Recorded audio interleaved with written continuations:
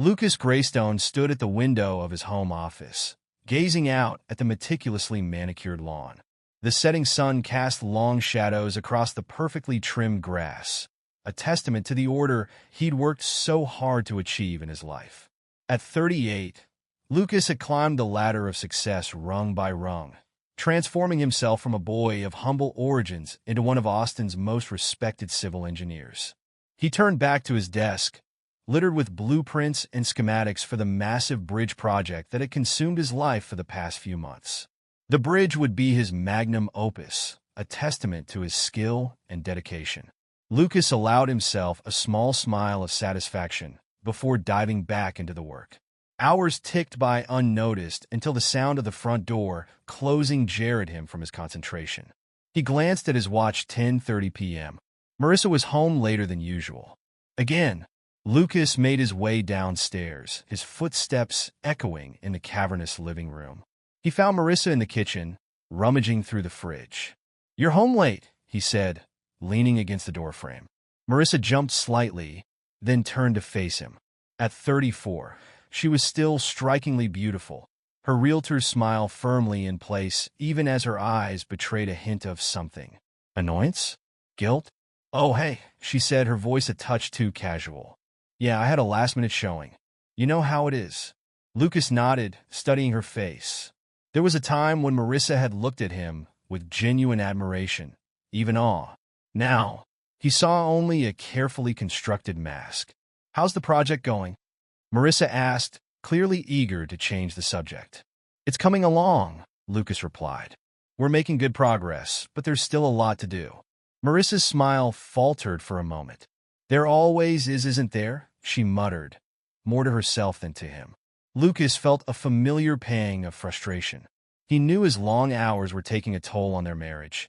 But couldn't she see how important this was? This project would cement his reputation, secure their future. He'd come too far, worked too hard, to let anything derail him now. "I'm heading to bed," Marissa announced, brushing past him without meeting his eyes. "Don't stay up too late."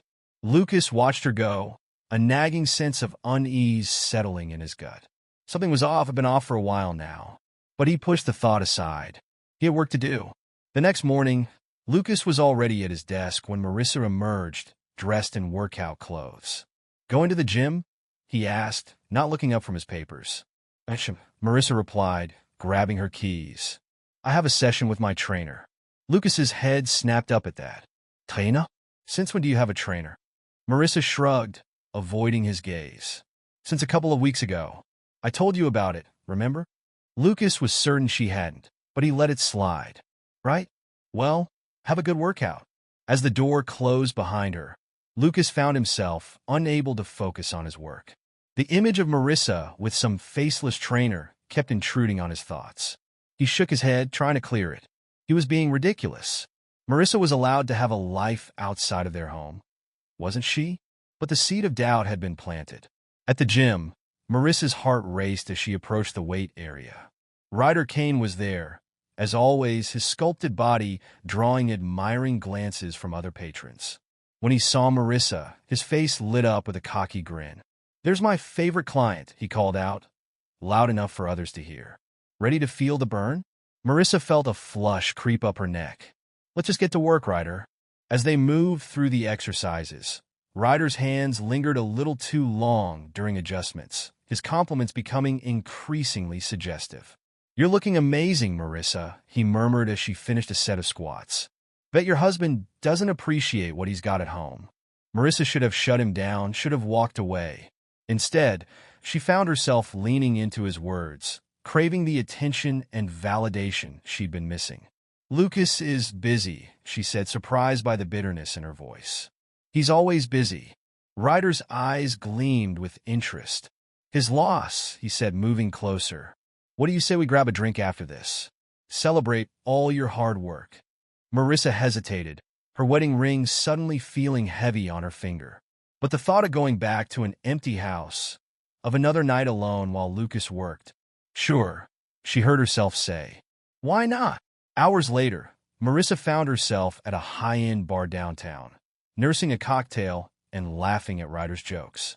He was everything Lucas wasn't: carefree, attentive, full of stories about his wild adventures. "I still can't believe you're married to that stuffed shirt," Ryder said, leaning in close. "A woman like you deserves excitement, passion." Marissa knew she should defend Lucas, should get up and leave. But the alcohol had loosened her inhibitions, and Ryder's attention was intoxicating. "Lucas used to be different," she found herself saying. "When we first met, he was so driven, so ambitious. I admired that. But now he takes you for granted," Ryder finished, his hand brushing against hers. "Leaves you all alone while he chases his next big project." Marissa nodded, tears pricking at her eyes. "I feel so trapped sometimes," she whispered. "Like I'm just a prop in his perfect life." Ryder's eyes darkened with desire. "You don't have to be," he said, his voice low and husky. "You're a free woman, Marissa. You can do whoever you want." In that moment, looking into Ryder's eyes, Marissa made a choice that would change everything. Back at home, Lucas sat in his office, staring at his phone. The home security app showed Marissa arriving home much later than usual. He told himself it was nothing, that he was being paranoid. But he couldn't shake the feeling that something was very, very wrong. Over the next few weeks, Lucas noticed subtle changes in Marissa. She was more distant, quick to anger, spending more and more time away from home. He tried to tell himself it was just stress, that things would improve once his project was finished. But deep down, he knew better. It was the little things that gave her away. The unfamiliar cologne lingering on her clothes, the way she guarded her phone, the sudden interest in her appearance, as if she was trying to impress someone. Lucas was not a man given to flights of fancy or jealous paranoia. He dealt in facts and concrete evidence. So he began to gather it, slowly and methodically. He installed tracking software on their shared devices, set up cameras in their home, even hired a private investigator to follow Marissa when she claimed to be working late. All the while, he maintained his composure, never letting on that he suspected anything. He was laying the groundwork, building an airtight case. Lucas Greystone did not act on emotion or impulse.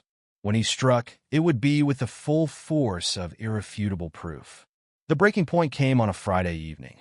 Marissa was getting ready to go out, dressed in an outfit far too provocative for the casual work event she claimed to be attending. Lucas watched her from the doorway of their bedroom, his face an impassive mask. "You're going to that party tonight?" he asked, his voice deceptively calm. Marissa startled, nearly dropping her lipstick. "Yeah, it's just a work thing," she said, not meeting his eyes. "Why?"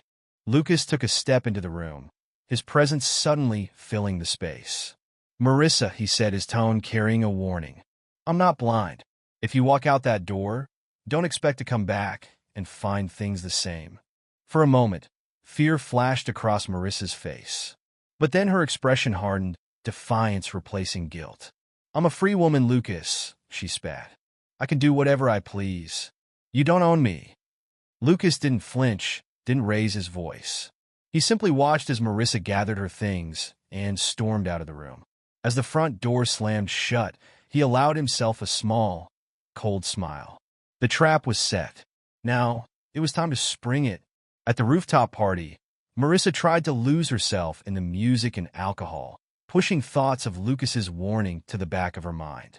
She was laughing with some colleagues when a familiar voice cut through the noise. "There's my girl," Ryder called out, swaggering over with a drink in hand. He was already tipsy, his inhibitions lowered even further than usual. Marissa felt a mixture of excitement and dread as Ryder approached. She knew she should keep her distance, especially in front of her work friends. But Ryder had never been one for subtlety. "You look smoking hot tonight," he said loudly, his eyes roving over her body. "Bet your husband doesn't even notice, does he?" Marissa flushed, acutely aware of the curious glances from her colleagues. "Ryder not here," she hissed. But Ryder was on a roll, emboldened by alcohol and his own arrogance. "Come on, babe," he laughed. "It's not like it's a secret. Half the gym probably knows by now." Marissa felt the blood drain from her face. This was spiraling out of control. She opened her mouth to protest, to try and salvage the situation, when a hush fell over the crowd. She turned, and her heart stopped.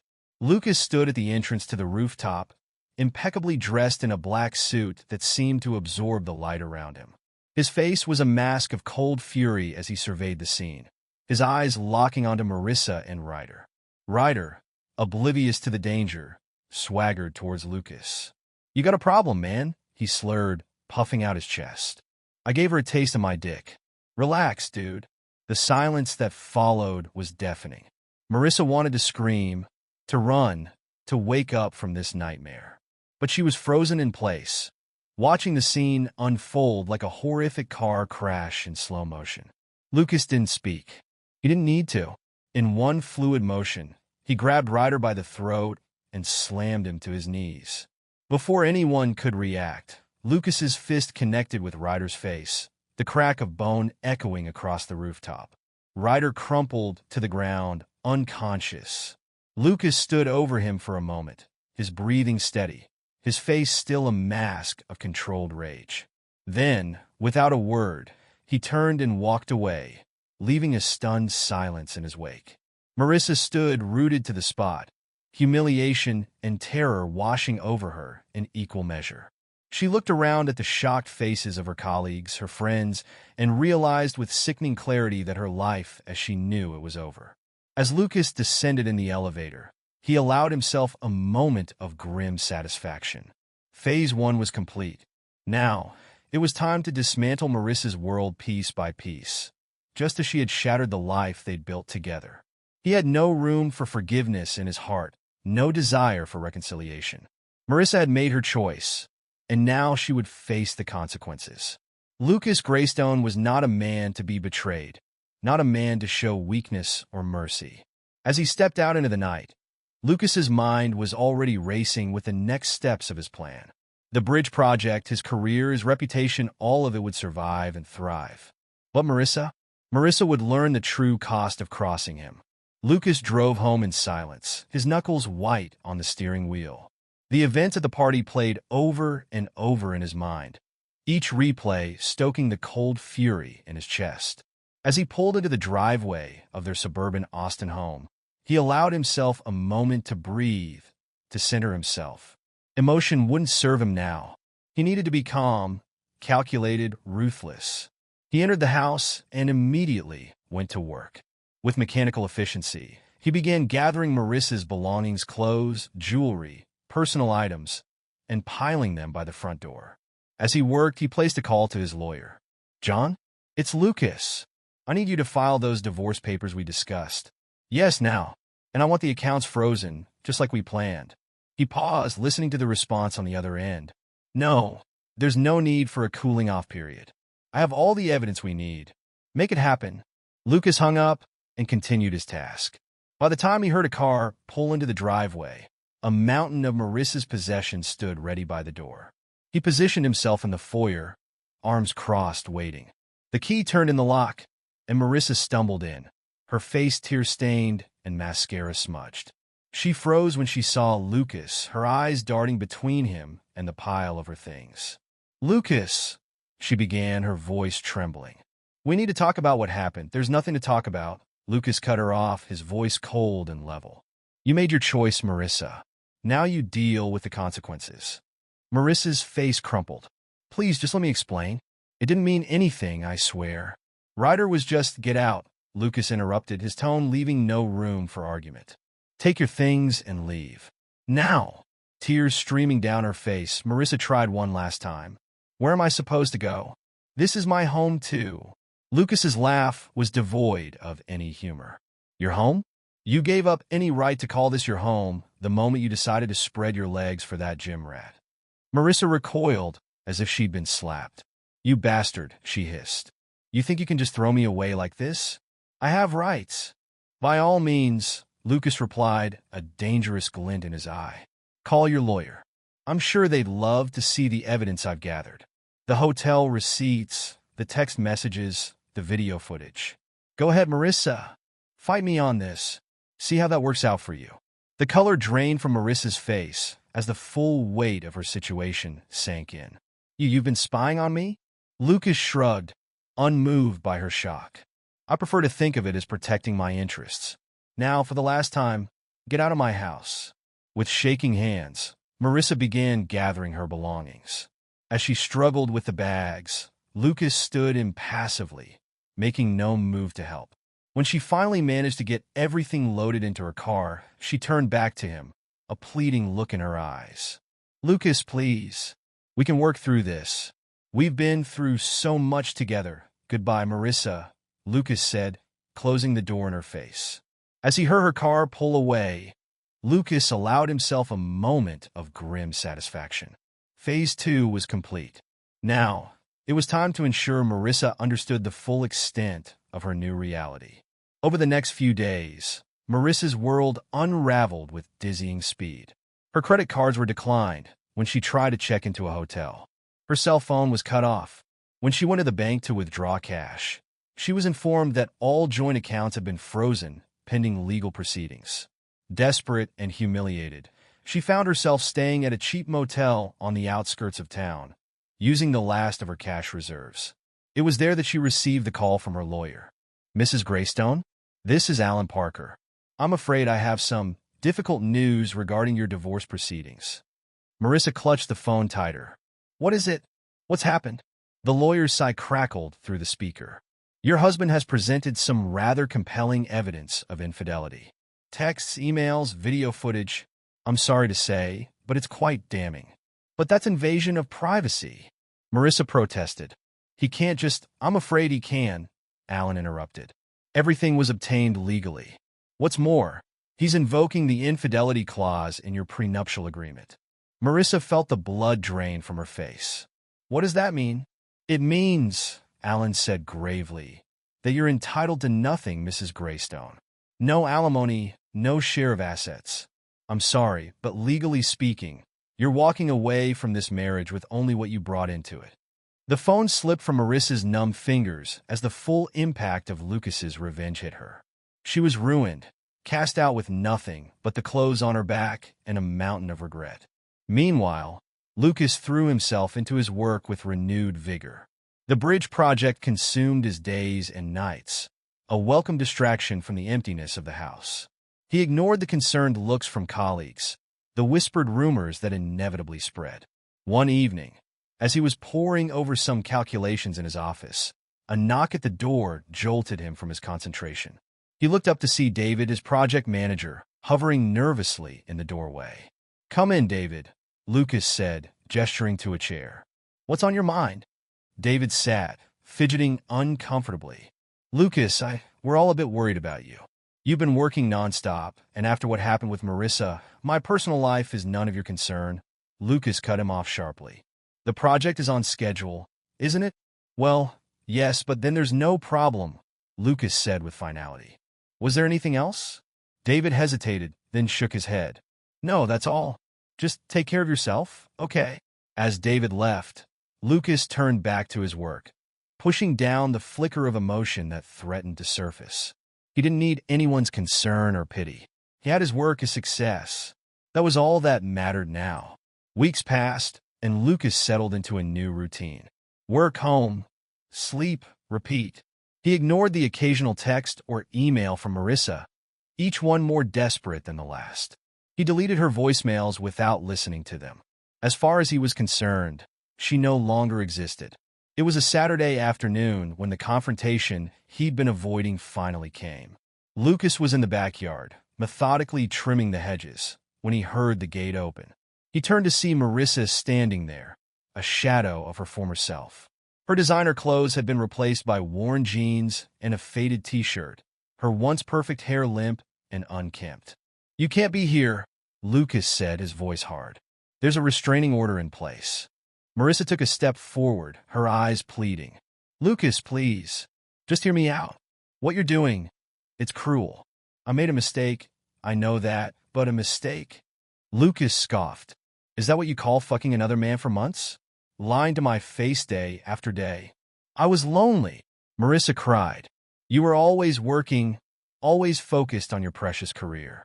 I needed something, someone, and instead of talking to me, instead of trying to work things out, you chose to betray everything we built together," Lucas finished, his tone icy. "You made your choice, Marissa. Now live with it." Tears streamed down Marissa's face. "Where am I supposed to go?" What am I supposed to do? You've taken everything from me. For a moment, a flicker of something regret, passed across Lucas's face. But it was gone as quickly as it appeared, replaced by a mask of cold indifference. That's not my problem anymore, he said. You should leave before I call the police. As Marissa turned to go, defeated, Lucas called after her. Oh, and Marissa? I'd start looking for a job if I were you. I hear the diner on 5th is hiring waitresses. The look of utter devastation on Marissa's face as she left gave Lucas a grim sense of satisfaction. She had torn his world apart. Now she was experiencing the same pain, the same loss, tenfold. Later that evening, as Lucas sat in his empty living room, nursing a glass of whiskey, his phone buzzed with a text. It was from an unknown number, but he knew immediately who it was from. Lucas, it's Ryder. We need to talk. This has gone too far. Call me. Lucas stared at the message, a humorless smile playing at his lips. So, the great Ryder Kane had finally gathered the courage to reach out. Too little, too late. He typed out a response. There's nothing to talk about. Enjoy the consequences of your actions. Blocking the number, Lucas tossed his phone aside and took another sip of whiskey. Let Ryder stew in his own mess. Let him feel the weight of his choices crushing down on him, just as Marissa was. As the days turned into weeks, Lucas watched from afar as both Marissa and Ryder's lives continued to unravel. Ryder's gym business began to suffer as word of the affair spread. Clients, especially women, began to avoid him. His once cocky demeanor gave way to desperation as he scrambled to salvage his reputation. Marissa, stripped of her realtor license due to the scandal, was indeed reduced to waiting tables at a dingy diner. Lucas heard through the grapevine that she tried to reach out to her well-off family, only to be rebuffed. They were more concerned with avoiding the scandal than helping their disgraced daughter. Through it all, Lucas remained focused on his work. The bridge project was nearing completion, and he threw himself into the final stages with single-minded determination. His colleagues had learned not to mention Marissa or anything related to his personal life. To them, Lucas Greystone had become a machine, all cold efficiency and unwavering focus. It was a crisp autumn morning when Lucas stood at the base of the completed bridge, surrounded by city officials and members of the press. As he cut the ribbon, officially opening the structure to the public, he allowed himself a moment of genuine pride. This was his legacy, his mark on the world. A reporter pushed forward, microphone in hand. Mr. Greystone, this project has been hailed as a masterpiece of modern engineering. How does it feel to see it completed? Lucas paused, considering his words carefully. It feels right, he said finally. This bridge represents years of hard work, dedication, and unwavering commitment. It's proof that with the right focus and determination, you can overcome any obstacle. As the crowd applauded, Lucas's eyes scanned the faces before him. For a moment, he thought he caught a glimpse of Marissa in the back, watching with a mixture of longing and regret. But when he looked again, she was gone if she had ever been there at all. Later that evening, as Lucas sat in his office reviewing the press coverage of the bridge opening, he received an unexpected visitor. David, his project manager, knocked hesitantly on the open door. "Got a minute, boss?" he asked. Lucas nodded, gesturing for him to enter. "What's on your mind, David?" David sat down, looking uncomfortable. "I just wanted to say congratulations on the bridge. It's a hell of an achievement." "Thank you," Lucas replied, sensing there was more to come. David took a deep breath. "Look, I know it's not my place, but are you okay, Lucas? Really okay?" For a moment, Lucas considered brushing off the question with his usual cold efficiency. But something in David's genuine concern gave him pause. "I'm managing," he said finally. "The work helps." David nodded. "I get that, but there's more to life than work, you know? What happened with Marissa was awful, no question, but holding on to that anger, that need for revenge, it's not healthy, man." Lucas felt a flare of irritation. "I don't recall asking for your opinion on my personal life, David." I know," David said, holding up his hands. "I'm probably overstepping, but someone had to say it. You've become different, Lucas. Colder. I'm worried about you, that's all." For a long moment, Lucas said nothing. When he finally spoke, his voice was quiet but firm. I appreciate your concern, David, but I'm fine. What happened with Marissa? It's done. Over. I've moved on. David looked like he wanted to say more, but thought better of it. He stood, nodding. All right. Just remember you've got people who care about you, okay? Don't shut everyone out. As David left, Lucas turned to stare out the window, his reflection ghostly in the darkened glass. Had he changed? Become colder? Perhaps. But he had survived. He had thrived. And he had done it all without compromising who he was or what he believed in. In the end, that was all that mattered. Lucas stood at the window of his office, watching the sun set over the Austin skyline. The completed bridge stretched out before him, a testament to his skill and determination. As darkness fell, the bridge's lights flickered to life, a beacon of progress and achievement. A knock at the door interrupted his reverie. Come in, he called, not turning from the window. David entered, a stack of papers in his hand. Got the final reports on the bridge project, boss. Everything's in order. We're officially done. Lucas nodded, finally turning to face his project manager. Good work, David. You and the team should be proud. David hesitated, then spoke again. Listen, Lucas, there's something else. I overheard some of the guys talking. Apparently, your ex-wife has been asking around about you. Lucas's jaw tightened. Marissa? What does she want? David shrugged uncomfortably. Not sure, but word is she's in pretty bad shape. Lost her job at the diner, can't make rent. Some people are saying she's been sleeping in her car. For a moment, something flickered in Lucas's eyes, a hint of emotion quickly suppressed. That's not my concern, he said flatly. Marissa made her choices. Now she's living with the consequences. David looked like he wanted to say more, but thought better of it. Right? Well, I'll leave these reports with you. Have a good night, Lucas.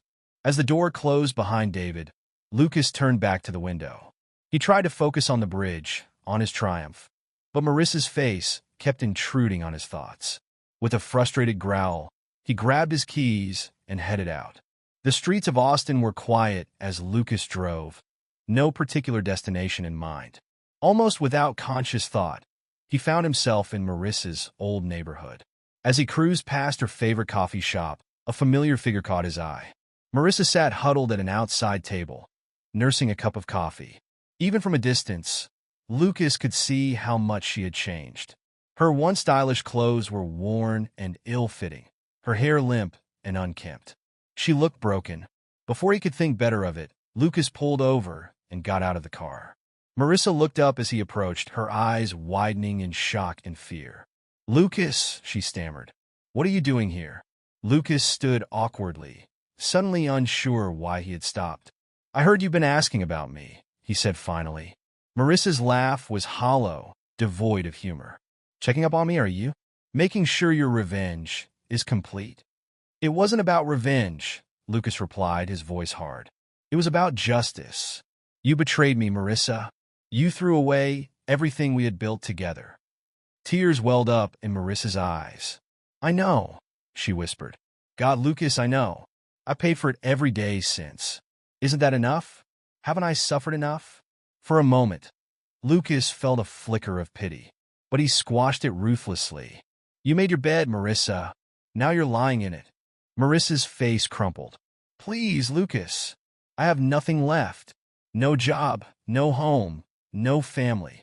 They all turned their backs on me. I don't know what to do anymore. Lucas stood silently, his face an impassive mask. When he finally spoke, his voice was cold. That's not my problem, Marissa. You should have thought about the consequences before you decided to cheat. As he turned to leave, Marissa called out desperately. What about Ryder? Did you destroy his life too? Lucas paused, a humorless smile playing at his lips. Ryder destroyed his own life. Last I heard, his gym was going under. Turns out, women aren't too keen on trainers who sleep with married clients. With that, Lucas walked away, leaving Marissa sobbing at the table. As he drove home, he tried to convince himself that the encounter had left him unmoved. But a nagging voice in the back of his mind whispered that perhaps his revenge had gone too far. The next morning, Lucas was back at work, burying himself in new projects to drown out any lingering doubts. He was in the middle of a conference call when his assistant buzzed through. "I'm sorry to interrupt, Mr. Greystone, but there's Mr. Kane here to see you. He says it's urgent." Lucas felt a surge of anger. Ryder Kane had the audacity to show up at his office? "Tell him to leave before I call security," he snapped. But before his assistant could respond, the door burst open and Ryder stormed in. The once cocky trainer looked a shadow of his former self, unshaven, disheveled, with dark circles under his eyes. "You bastard," Ryder snarled. "You've ruined everything. My business, my reputation, it's all gone because of you." Lucas stood slowly, his voice dangerously calm. "I didn't ruin anything, Ryder. You did that all on your own when you decided to sleep with my wife." Ryder lunged forward, grabbing Lucas by the shirt. "It wasn't like that. Marissa came on to me. She was lonely, neglected. I was just in one swift move." Lucas broke Ryder's grip and shoved him back. "Just what? Being a good friend? Don't insult my intelligence, Ryder. You knew exactly what you were doing." Ryder's shoulders slumped, the fight going out of him. "What do you want from me, man? An apology?" "Fine, I'm sorry. I screwed up. But this scorched earth campaign of yours, it's too much." Lucas's laugh was cold and bitter. "Too much? You destroy my marriage, betray my trust, and you have the gall to say my response is too much." "It was a mistake," Ryder shouted. "People make mistakes, Lucas. They deserve second chances." For a moment, Lucas said nothing, just stared at Ryder with contempt. When he finally spoke, his voice was low and menacing. "Not for me, they don't. Now get out of my office before I have you thrown out." As Ryder slunk away, defeated, Lucas sank back into his chair. He should have felt triumphant, seeing his wife's lover brought so low. Instead, he just felt empty. The weeks that followed were a blur of work and sleepless nights. Lucas threw himself into new projects with a fervor that bordered on obsession. His colleagues whispered about his changed demeanor, the coldness that seemed to radiate from him. It was late one evening when David once again appeared at his office door. "Lucas, can we talk?" Lucas looked up from his computer, irritation clear on his face. "What is it, David?" "I'm busy." David stepped inside, closing the door behind him. "That's just it, Lucas. You're always busy. You never leave the office, never socialize with the team. It's not healthy, man." "I don't recall asking for your opinion on my lifestyle choices," Lucas snapped. David held up his hands placatingly. I know, but someone has to say it. You've changed, Lucas. Ever since what happened with Marissa." "Don't say her name," Lucas growled. "Ever since the divorce," David continued, undeterred. "You've been different. Colder. More ruthless. It's like you've lost a part of yourself." Lucas stood abruptly, his chair scraping loudly against the floor. "I haven't lost anything, David. I've simply realized what's truly important in life. Success. Achievement. Things that can't betray you or let you down." David shook his head sadly. "Is that really all that matters to you now? What about friendship? Love? Forgiveness?" "Forgiveness." Lucas scoffed. "Forgiveness is for the weak. It's a luxury I can't afford." "Can't afford?" David pressed. "Or are too afraid to risk?" For a moment, Lucas's mask slipped, revealing a flash of pain beneath the cold exterior. But it was gone as quickly as it appeared.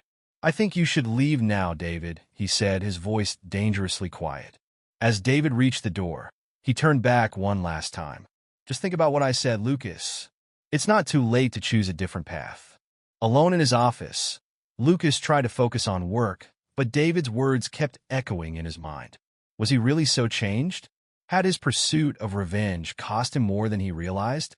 Days passed, and Lucas found himself increasingly distracted. He caught himself staring at old photos of Marissa, wondering where she was, how she was surviving.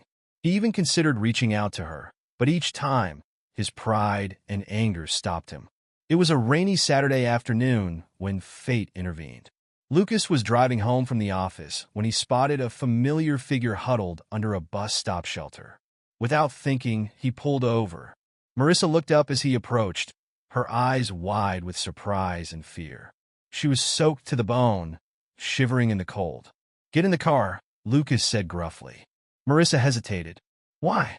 So you can gloat some more? Lucas sighed, running a hand through his hair. Just get in, Marissa. You'll catch your death out here. Reluctantly, Marissa climbed into the passenger seat. The drive to Lucas's house was silent, tension thick in the air. Once inside, Lucas handed Marissa a towel and some dry clothes, her old things, which he had never gotten around to donating. As she changed in the bathroom, he paced the living room, wondering what the hell he was doing. When Marissa emerged, she looked small and vulnerable in her old sweater. "Why did you bring me here, Lucas?" she asked quietly. Lucas struggled to find the words. I don't know," he admitted finally. "I saw you there, and I couldn't leave you in the rain." Marissa's laugh was tinged with bitterness. "That's rich, coming from the man who left me with nothing." "You left me first," Lucas shot back, old anger flaring. "You threw away our marriage for a fling with that gym rat." "I know," Marissa cried, tears streaming down her face. "God, Lucas, I know. I've regretted it every day since. But what you did, the way you destroyed my life, my career, was it really necessary?" Lucas turned away, unable to meet her gaze. "You hurt me, Marissa, more than I thought possible. I wanted you to feel that same pain." "Well, congratulations," Marissa said softly. "You succeeded. I've lost everything. My job, my family, my self-respect. Are you happy now?" The question hung in the air between them. Lucas wanted to say yes, to feel the satisfaction he had been chasing for months. But as he looked at Marissa, really looked at her, he felt only a deep, aching sadness. "No," he whispered. "No, I'm not happy." The admission seemed to break something in both of them. Marissa sank onto the couch, sobbing, while Lucas stood frozen, unsure what to do. Finally, he sat down beside her, careful to maintain some distance. I'm sorry, Marissa," he said haltingly.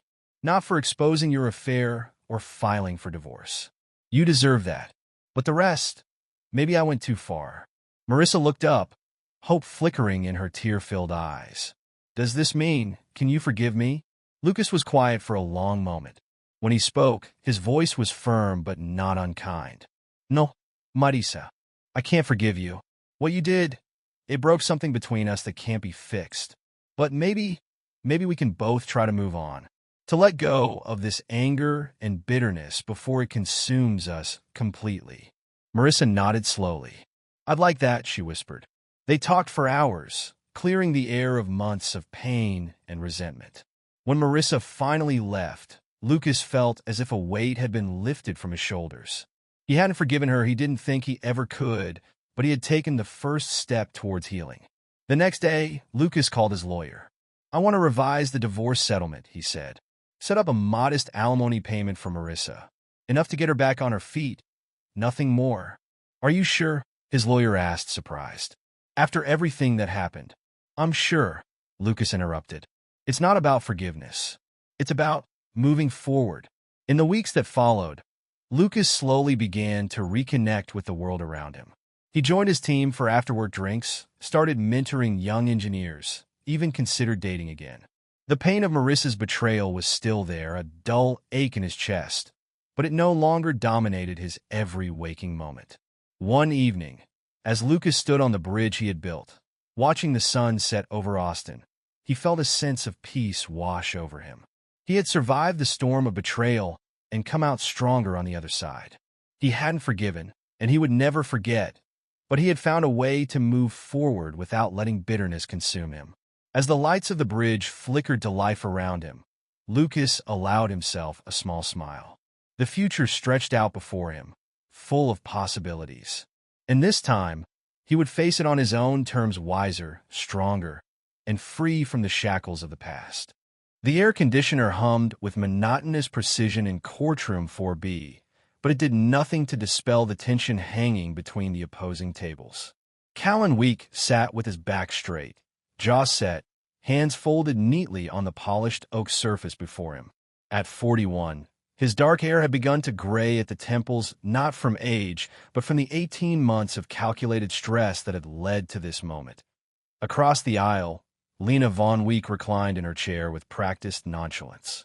Her crimson blazer stood out against the courtroom's muted colors like a declaration of war. At 36, she remained as breathtaking as the day Callan had met her physically, at least.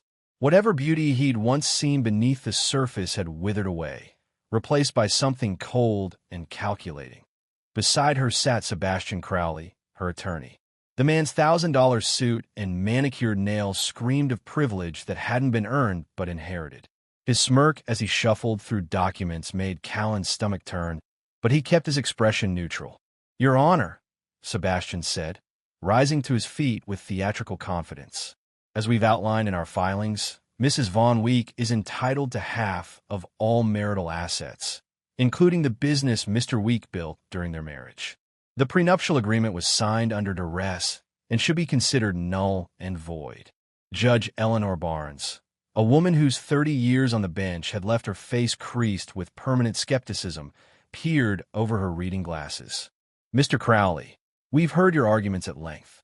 What I haven't heard is substantive evidence of this alleged duress." Sebastian's confidence didn't waver. "Your Honor, my client was vulnerable because she was in love."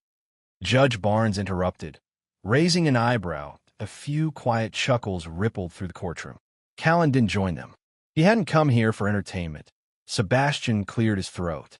Mrs. Von Week sacrificed her own career prospects to support her husband's business ventures.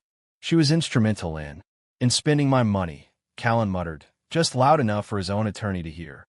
Ronan Baxter, a man whose silver hair and piercing gaze had intimidated opponents for 3 decades, placed a steadying hand on Callan's arm. "Patience," he whispered. "It's almost time." Across the aisle, Lena leaned toward Sebastian, whispering something that made him smile. She caught Callan's eye and held his gaze, her lips curving into a smirk. "You should smile more, Callan," she called across the divide. "It's just money, after all." The gallery murmured at the provocation. Judge Barnes rapped her gavel once. "Mrs. Von Week, address the court, not your spouse." Sebastian straightened his tie. "As I was saying, Your Honor, my client is entitled to half of everything, including the Week Enterprises holdings valued at approximately $12 million, the primary residence valued at $2.5 million, and various investments and assets totaling another $3 million. Lena's eyes gleamed at the numbers. "We're also requesting exclusive rights to the vacation property in Aspen and both vehicles, given that Mr. Week has the means to replace them easily through his business connections." Judge Barnes made a note, then glanced at Ronan. "Mr. Baxter, your response?" Ronan rose slowly, deliberately, a man who knew the power of a well-timed pause. "Your Honor, we have sat quietly through Mr. Crowley's creative interpretation of both the law and the facts. Now, we would like to present evidence that renders these proceedings moot." Sebastian scoffed. "Your Honor, if they had exonerating evidence, they would have presented it during discovery. This evidence," Ronan continued, unruffled, "came into our possession only yesterday evening. It directly pertains to matters of legal ethics that impact these proceedings." Judge Barnes frowned. "Approach the bench, both of you." As the attorneys moved forward, Callan caught Lena's eye again. Gone was the smirk, replaced by the first flicker of uncertainty. Good. He wanted her to feel it, that first inkling that perhaps she'd miscalculated. After a heated, whispered exchange that Callan couldn't hear, Judge Barnes nodded. "I'll allow it. Mr. Week, would you like to address the court?" Callan stood, buttoning his jacket as he did so. He moved to the center of the courtroom with measured steps. "Your Honor, for the past year and a half, I have watched as my wife attempted to dismantle everything I've built. Today, I'd like to submit this as evidence." He turned to Ronan, who handed him a thick manila envelope. Callan approached the bench and placed it before the judge with steady hands. Judge Barnes opened it, her expression unchanging as she began to read. But as her eyes moved down the page, her brow furrowed. She looked up, first at Callan, then at Lena and Sebastian. "Mr. Crowley, are you aware of the contents of this document?" Sebastian shifted in his seat. "I haven't had the opportunity to review it, Your Honor." "Then perhaps you should." She handed the first page to the bailiff, who delivered it to Sebastian. As he read, the color drained from his face. He shot a panicked glance at Lena, who grabbed the paper from his hands. Her reaction was everything Callan had imagined during countless sleepless nights. The widening of the eyes, the parting of lips, the sudden, violent shaking of her head. This is fabricated," she stammered. "He's lying. The enclosed photographs and financial records suggest otherwise, Mrs. Von Week," Judge Barnes said, her voice cold.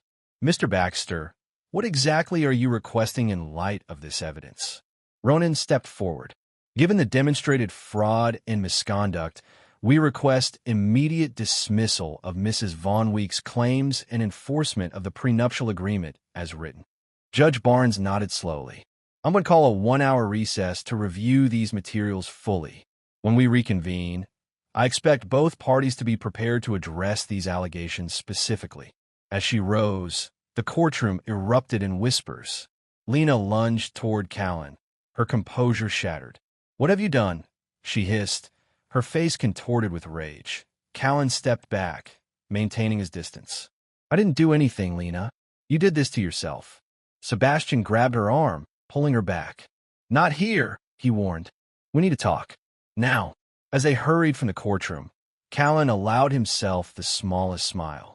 Phase 1 was complete. Ronan gathered his papers. "That went well," he said quietly. "But don't celebrate yet. Barnes is thorough. She'll want to verify everything." "Everything's legitimate," Callan assured him. "Every signature, every transfer, every photograph." Ronan nodded. "Then let's get some coffee. This is going to be a long day." As they walked through the courthouse corridor, Callan felt lighter than he had in months. The reckoning had begun, and when it ended, Lena Von Week would have nothing but regrets. 6 months earlier, Callan sat in his home office, the glow of his monitor the only illumination in the darkened room. It was past midnight, the 3rd consecutive night he'd worked until the early hours. Not because weak enterprises demanded it, but because going to bed meant lying next to Lena, and that had become its own form of torture. The spreadsheet before him tallied assets, accounts, properties, a comprehensive map of the life he'd built. A life that, until recently, he'd thought was shared. The first signs had been subtle. Dinner conversations that fell flat. The way Lena's phone would flip face down whenever he entered a room. Weekend plans that increasingly didn't include him. Working late again, Lena's voice came from the doorway, startling him. Callan minimized the spreadsheet. "Just finishing up," he said, not turning to look at her. She moved behind him, hands resting on his shoulders. Once, her touch had brought comfort. Now, he had to resist the urge to shrug it off. "You've been distant lately," she said, her tone casual but probing. "Have I?" Callan finally turned, meeting her gaze. "I could say the same about you." Lena's expression remained neutral, but her hands slipped from his shoulders. "I've been busy. The Foundation's annual gala is being planned by the event coordinator you hired specifically so you wouldn't have to handle the details," Callan finished. "Try again."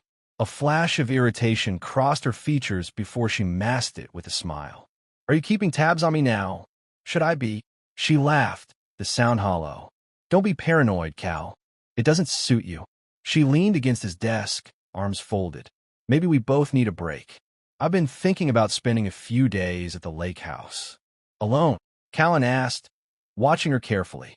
"I need some space to think." She shrugged. "We both do." Callan nodded slowly. "When?" "This weekend. I'll leave Friday morning." He turned back to his computer, reopening the spreadsheet. "All right. I hope you find what you're looking for." She hesitated, perhaps expecting an argument, then left without another word. The scent of her perfume lingered, jasmine and something sharper beneath. New, unfamiliar. Callan reached for his phone and typed a message to his sister. "She's making a move." Friday. Lake House. The response came seconds later. "Tracker placed. Camera installed." "Will monitor," but he closed his eyes, fighting the wave of nausea that came with such calculations. When had his marriage become a tactical operation? The answer lay scattered through a string of betrayals. The credit card statements with charges from hotels they'd never visited together. The late-night calls she'd explain away as work emergencies for her charitable foundation, calls that never seemed to come when he was out of earshot. And then, 3 weeks ago, the confirmation he hadn't wanted but needed a text mistakenly sent to him instead of the intended recipient. He suspects nothing. We're still on for Thursday. He'd confronted her that night, phone in hand, eyes burning with the question he couldn't bring himself to ask directly. Wrong number, she'd said with a dismissive laugh. One of the board members for the foundation. We're meeting to discuss funding allocations. A perfectly reasonable explanation, except that Callan had checked there had been no foundation meeting that Thursday. When he'd pointed this out, Lena's demeanor had shifted. Are you checking up on me? She demanded, outrage replacing nonchalance. Going through my phone? Calling my colleagues. The argument that followed became about his lack of trust, his controlling behavior, his paranoia, everything except the truth. By its end, he'd found himself apologizing, promising to do better, to trust more. That night, as Lena slept beside him, Callan had realized a fundamental truth. The woman he'd married didn't exist. Perhaps she never had. The next morning, he'd called Ronan Baxter, his attorney, and the closest thing he had to a friend. Now, as the clock on his monitor ticked past 1 a.m., Callan opened a new document and began to type. At the top, he wrote a single title, contingency plan. If Lena was playing a game, he would play it better. If she wanted a war, he would give her one. But unlike her, he wouldn't underestimate his opponent. By dawn, the plan was outlined. By the end of the week, as Lena headed to the lake house for her thinking time, the first pieces would be in motion. Throughout the day on Friday, as he sat in meetings and reviewed contracts, his phone buzzed with updates from Harlow, his sister. She arrived at 11:30. Not alone. Male companion. Taking photos now. An hour later. It's him. The lawyer. Sebastian Crowley. They're definitely not discussing legal matters. By evening, Callan had a folder of images that turned his stomach but steeled his resolve. His wife and her attorney, caught in embraces that obliterated any pretense of professional boundaries. But on Sunday night, when Lena returned home with a forced smile and vague stories about clearing her head, Callan greeted her with equal pretense. Feel better? He asked, pouring her a glass of the wine she preferred. Much, she said, accepting the glass. Sometimes you just need to step away from everything, you know? I do. He clinked his glass against hers. To clear heads. Her smile faltered just slightly, uncertainty flickering behind her eyes. To clear heads, she echoed. They sipped in silence, two liars marking their territory with half-truths. But only one of them knew that the endgame had already begun. The following Wednesday, Callan returned from a business lunch to find an envelope on his desk. Inside, divorce papers. The petition claimed irreconcilable differences, but included a proposed settlement that was anything but standard. She wanted everything. The house, the cars, the vacation properties, and most damagingly, a 50% stake in weak enterprises. That night, when he confronted her, Lena didn't bother with pretense. It's been over for years, Callan, she said, arms folded as she stood in their bedroom doorway. We both know it. And the settlement? He asked, holding up the paperwork. You think you're entitled to half my company? A company you've never worked a day for? She smiled, the expression not reaching her eyes. I'm entitled to half of everything we built during our marriage. That's the law. Callan laughed, a bitter sound. What exactly did you contribute, Lena, besides spending the money I earned?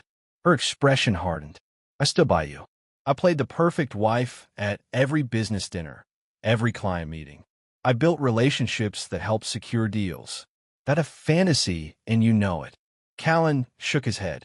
You attended events when it suited you, talked to people you found interesting, and left early when you got bored. Believe what you want. She shrugged. The courts will see it differently. Women like me, who sacrificed their own careers to support their husbands, were sympathetic figures, especially when those husbands spend more time at the office than at home. The calculation in her voice chilled him. This wasn't a recent decision. This was a plan, long in the making. How long have you been working with Sebastian? He asked quietly. That a flicker of surprise crossed her face before she controlled it. He's a brilliant attorney with an excellent track record in high-asset divorces. That's not what I asked. She smiled thinly. Be careful, Callan. False accusations against my legal counsel won't play well in court. I'm not the one who needs to be careful, he replied, matching her tone. You've made a critical error, Lena. And what's that? You think you know me. He placed the divorce papers on the nightstand. You don't. That night, he slept in the guest room. The next morning, he moved into a downtown apartment he'd quietly purchased 3 weeks earlier, an address not even Lena knew about. From there, the real work began. The office of Baxter Legal occupied the entire 38th floor of the glass tower that dominated the downtown skyline. Callan sat across from Ronan in the conference room, walls of windows offering a panoramic view of the city below. On the table between them lay spread the documents that would redefine Callan's future. Have you considered a less aggressive approach? Ronan asked, leaning back in his chair. Divorce is painful enough without turning it into all-out warfare. Callan's gaze remained fixed on the papers. She fired the first shot. She chose Sebastian Crowley, a man known for scorched earth tactics. She's sleeping with him, using him to manipulate the legal system. He looked up. Do you honestly believe she'll settle for anything less than my complete destruction? Ronan sighed. No. From what you've shown me, she wants blood. Then we need to be prepared to draw it first. Callan slid a folder across the table. I've already begun implementing certain safeguards. Ronan raised an eyebrow as he opened the folder. His expression remained neutral as he read, but Callan noted the slight tightening around his eyes, surprise, or perhaps concern. This is aggressive, Ronan said finally, closing the folder. But legal, if executed correctly. It will be. Callan leaned forward. I've spent my life building systems that anticipate problems before they arise.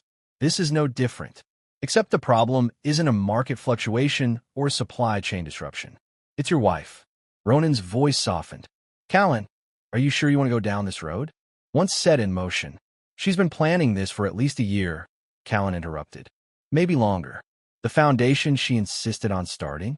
Its accounts are structured to hide transfers to personal holdings she established in the Caymans. The art collection she's been curating for our home, purchased in her name only, despite using our joint funds. Ronan frowned.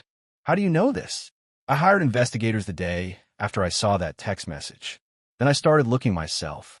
Banking records, property transfers, unusual patterns in our expenses. Callan's mouth twisted into a grim smile. She's good, but she's careless. Arrogant. She doesn't think I'd notice, or that if I did, I wouldn't understand what I was seeing. But you did. Numbers don't lie, Ronan. People do. Ronan nodded slowly. All right, if you're certain this is the path you want to take, I'll help you navigate it. But you realize that what you're proposing, these asset transfers, the restructuring, it needs to happen quickly. And it needs to be airtight. I've already begun. Callan pulled out his phone, opened an app, and slid it across the table. The house has been placed in an irrevocable trust with my niece as the beneficiary. The trust was created 3 years ago as part of legitimate estate planning. Lena even signed the paperwork, though I doubt she read it. Ronan examined the documents on the phone. And Weak Enterprises? My sister Harlow has always been a silent partner. She provided initial funding when I started the company. On paper, I've only ever owned 49%. The remaining 51% was held in a holding company that, as of yesterday, transferred full ownership to Harlow. She agreed to this. She suggested it. Callan's expression softened briefly. Harlow understands what loyalty means. And your liquid assets? Legally moved to offshore accounts that predate my marriage to Lena. Again, part of estate planning she never bothered to understand. Ronan handed the phone back. You've been thorough. But Lena's team will fight this. They'll claim these transfers were made to defraud her of marital assets. Let them try. Callan's voice hardened. Every transaction is supported by documentation backdated appropriately. Every signature is authentic. Every transfer follows patterns established years ago. And the photographs? The evidence of her affair with Crowley continuing to accumulate. They're not particularly discreet. Callan's lip curled in disgust. Besides the lake house, they've met at the Harbor View Hotel twice and his condo downtown at least weekly. I have time-stamped photos, hotel receipts, even audio in some cases. Ronan leaned forward, his expression grave. Callan, listen to me carefully. What we're doing walks a fine legal line. It's legitimate asset protection, but only if executed precisely. One misstep, and you could face serious consequences. I understand the risks. Do you? Because from where I sit, this looks less like legal strategy and more like justice, Callan finished. This is about justice, Ronan. She betrayed our vows. She betrayed basic decency. She's trying to steal what I've spent my life building. His voice remained calm, but his hands had curled into fists. I won't let her win. Not this time. Ronan studied him for a long moment. This isn't just about the money or the business, is it? Callan's jaw tightened. What else would it be about? You loved her once. The words hung in the air between them, a truth Callan had tried to bury beneath spreadsheets and legal maneuvers. Yes, he admitted finally. I did. But love without respect is worthless. Love without honesty is a lie. He straightened in his chair. I'm not doing this because I loved her. I'm doing it because she thought she could use that love against me. Ronan nodded, seemingly satisfied with the answer. Then let's proceed. I'll draft the necessary responses to her petition, stalling for time while you complete these transfers. He tapped the folder. Meanwhile, I suggest you maintain appearances. Don't give any indication that you're aware of her plans beyond the divorce filing itself. Agreed. Callan rose, buttoning his jacket. How long do we have? Initial hearings won't be scheduled for at least 60 days. Discovery will take months after that. If we're careful, we can use the time to our advantage. Good. Callan extended his hand. Thank you, Ronan, for everything. As they shook hands, Ronan held his gaze. Just remember, in cases like this, winning isn't always what you think it will be. Callan smiled, but there was no warmth in it. In this case, winning is simple. When it's over, I walk away with everything I built. And Lena? She gets exactly what she deserves. Nothing. As he left the office, Callan's phone buzzed with a message from Harlow. Transfer complete. You now officially own 0% of weak enterprises on paper. How does it feel to be unemployed? He smiled as he typed back. Liberating. Because for the first time since finding those divorce papers, Callan felt something other than betrayal and rage. He felt in control. And if there was one thing Callan Week understood, it was the power of control. Callan sat in his parked BMW, positioned with a clear view of the Harbor View Hotel's private entrance. The leather seat had grown uncomfortable over the 3 hours he'd been waiting, but discomfort was a small price for certainty. His phone buzzed on the console. Harlow again. Any sign of them? He typed back a quick negative, then returned to his vigil. This wasn't the first stakeout he'd conducted, but it was the first time he'd insisted on doing it personally. The private investigators he'd hired were thorough, but some things a man needed to see with his own eyes. A sleek black Audi pulled up to the entrance. Sebastian Crowley stepped out, adjusted his tie, and handed his keys to the valet. Even from a distance, Callan could see the man's self-satisfied smile as he checked his watch point. 20 minutes later, a taxi arrived. Lena emerged, wearing oversized sunglasses despite the overcast day. She'd changed since breakfast, Callan noted. The casual blouse and jeans she'd worn at home had been replaced by a dress that clung to her figure, a strategic choice that made his stomach turn. Through his telephoto lens, Callan captured a series of shots. Lena entering the hotel, Sebastian greeting her in the lobby with a kiss that was decidedly not between client and attorney, their hands intertwined as they walked to the elevator. He lowered the camera, a strange calm settling over him. There was a certain relief in having suspicions confirmed, in watching the last illusions crumble. The woman walking into that hotel wasn't just betraying her husband, she was making a mockery of the legal system itself. Got them. He texted Harlow, attaching one of the photos. Both arrived separately, meeting in the hotel.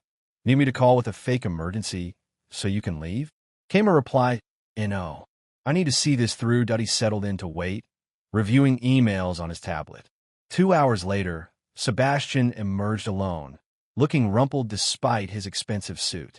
30 minutes after that, Lena appeared, her hair freshly styled, lipstick reapplied. Acting skills Callan had once admired now revealed themselves as weapons in her arsenal of deception. He watched her hail a taxi. His phone rang. The caller ID showed Ronan Baxter. "I'm assuming you're not at the office," Ronan said when Callan answered. "Just wrapping up some personal business," Callan replied, starting his car as Lena's taxi pulled away. "What's happened?" "Sebastian Crowley just filed additional motions in your case. He's requesting an emergency hearing on temporary support and exclusive use of the primary residence." Callan laughed, a short, bitter sound. "Interesting timing." "Callan." Ronan's voice sharpened. "Tell me you're not doing anything that could compromise our position." "I'm gathering evidence, Ronan. Evidence that my wife is having an inappropriate relationship with her legal counsel. Evidence that said counsel is using that relationship to manipulate the legal process for his own benefit and hers." A heavy sigh came through the speaker. "While I appreciate the initiative, this kind of surveillance could backfire spectacularly if not handled correctly." "It's being handled correctly," Callan assured him, pulling into traffic to follow Lena's taxi at a discreet distance. "The photographers are licensed. The footage is obtained in public places or locations where there's no expectation of privacy. Everything is time-stamped and authenticated. And what exactly do you plan to do with this evidence?"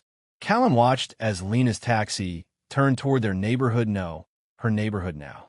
He'd moved out weeks ago, though he still kept clothes there and occasionally stayed overnight to maintain appearances. "Exactly what you'd expect," he said. "File an ethics complaint against Sebastian. Use the conflict of interest to have him removed from a case. And ensure the judge understands exactly who they're dealing with. And if that doesn't work, judges have seen worse without blinking. Then we move to Plan B." Callan's voice hardened. "We make it personal." The silence on the other end stretched until Ronan finally spoke. "I won't ask what that means. Just promise me you won't cross any legal lines. I can defend aggressive tactics. I can't defend illegal ones. Everything I do will be completely legal," Callan promised. "Unethical? Perhaps. But no more so than what they're doing." "That's a dangerous line of reasoning," Ronan warned. "It's the only reasoning that works against people who don't recognize boundaries." After ending the call, Callan continued following the taxi until it turned onto the street where the home he'd purchased 7 years ago stood, a modern masterpiece of glass and steel that had once represented everything he'd achieved. Now, it was just another battleground that he parked 2 blocks away and watched as Lena entered the house. Through the large windows, he could see her moving through the front rooms, phone to her ear, likely reporting to Sebastian that their latest maneuver had been executed. His own phone buzzed with an email notification. The subject line read, "Emergency hearing scheduled week versus week." The date was set for 3 days later. They were trying to rush the process, hoping to secure advantages before he could properly respond. A classic tactic from Sebastian's playbook, designed to pressure opponents into unfavorable settlements. Callan smiled grimly. They still thought they were dealing with an ordinary man, wounded by betrayal and desperate to avoid public exposure. They had no idea what was coming that he started his car and drove to his new apartment downtown, a sleek, minimalist space lacking all the personal touches that had made his house a home. But it served its purpose, a command center from which to wage his private war. Inside, he spread the day's photographs across his dining table, examining each one with clinical detachment. Then he opened his laptop, logged into a secure server, and added them to the growing file labeled as C+LV evidence. Next, he placed a call to a number not saved in his contacts. "This is Jackson," answered a gruff voice. "It's weak. I need something on Sebastian Crowley. Something beyond the affair. Professional or personal. Both. Whatever you can find that would make the State Bar Association take notice." Callan paused, and anything that might explain his sudden interest in weak enterprises specifically. "You think there's more to it than just a divorce?" Sebastian specializes in high-asset divorces, but he usually aims for quick settlements with minimal publicity. This aggressive approach isn't his style unless there's something specific he wants. "I'll look into it," Jackson promised. "My usual fee, double it if you find something substantive within 48 hours. After ending the call, Callan moved to the wall of his home office where a complex diagram had been pinned, a map of connections, properties, accounts, and relationships. At its center were 2 photographs, Lena and Sebastian. Around them, a web expanded outward, encompassing their known associates, financial holdings, and patterns of behavior. He added a new note beside Sebastian's image. Emergency hearings seeking residents plus temp support. Why the rush? Then he stepped back, studying the entire picture. Some would call it obsessive. Callan preferred thorough. In business, he'd learned that patterns revealed intentions. People telegraphed their moves long before they made them, if you knew how to read the signs, and Callan had become very good at reading signs where Lena was concerned. His phone buzzed again. Harlow. Lena just called the foundation. Asked if they could expedite the quarterly disbursement to her personal project fund. They told her it had to go through you first. Callan frowned. The foundation, Lena's pet project that he'd funded as an anniversary gift 3 years ago, operated independently, but major financial decisions required joint approval. Her personal project fund was supposedly for mentoring underprivileged women in business. In reality, it functioned as her private slush fund, with minimal oversight. Tell them to delay, he replied. Say I'm traveling and unavailable to approve large transfers until next week. Already done. She wasn't happy. Threatened to call an emergency board meeting to override you. Let her try. The bylaws require 72 hours notice for any meeting. By then, we'll have had the hearing. He added another note to his diagram. LV seeking quick cash foundation route. The pattern was becoming clearer. Lena needed money, and she needed it fast. The question was, why? He turned to his laptop and opened a specialized program designed for financial analysts.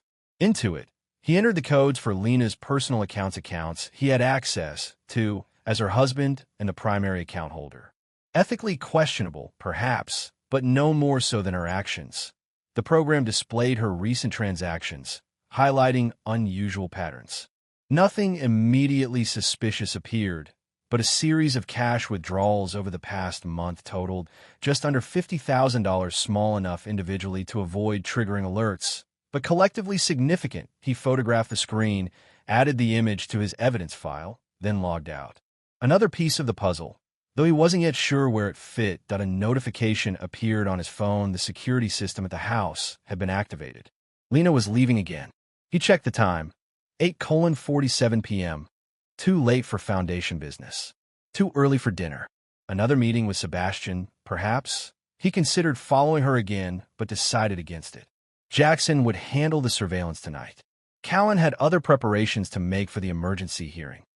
Opening his safe, he removed a small voice recorder and a USB drive. The recorder contained conversations between himself and Lena from the past month, conversations where she had unwittingly revealed aspects of her strategy. The USB drive held financial records that contradicted the declarations she'd filed with the court. Tomorrow, he would deliver both to Ronan. The day after, they would be ready for whatever Sebastian and Lena threw at them in court. Callan poured himself 2 fingers of scotch and walked to the window. From his 32nd floor apartment, the city spread out before him, a tapestry of lights against the darkening sky. Somewhere out there, Lena was plotting his downfall, confident in her ability to outmaneuver him. He raised his glass in a silent toast. Let her plot. Let her scheme. In the end, only one of them would be left standing, and Callan Week had no intention of falling. The emergency hearing went exactly as Callan had predicted, a theatrical performance by Sebastian, countered by Ronan's cool professionalism. The judge, unimpressed by either side's urgency, ordered the status quo maintained until proper financial disclosures could be reviewed. No exclusive use of the residence. No emergency support payments. That a minor victory, but not the decisive blow Callan sought. Now, 2 weeks later, he sat across from Harlow in a private dining room at Vespri, an upscale Italian restaurant frequented by the city's business elite.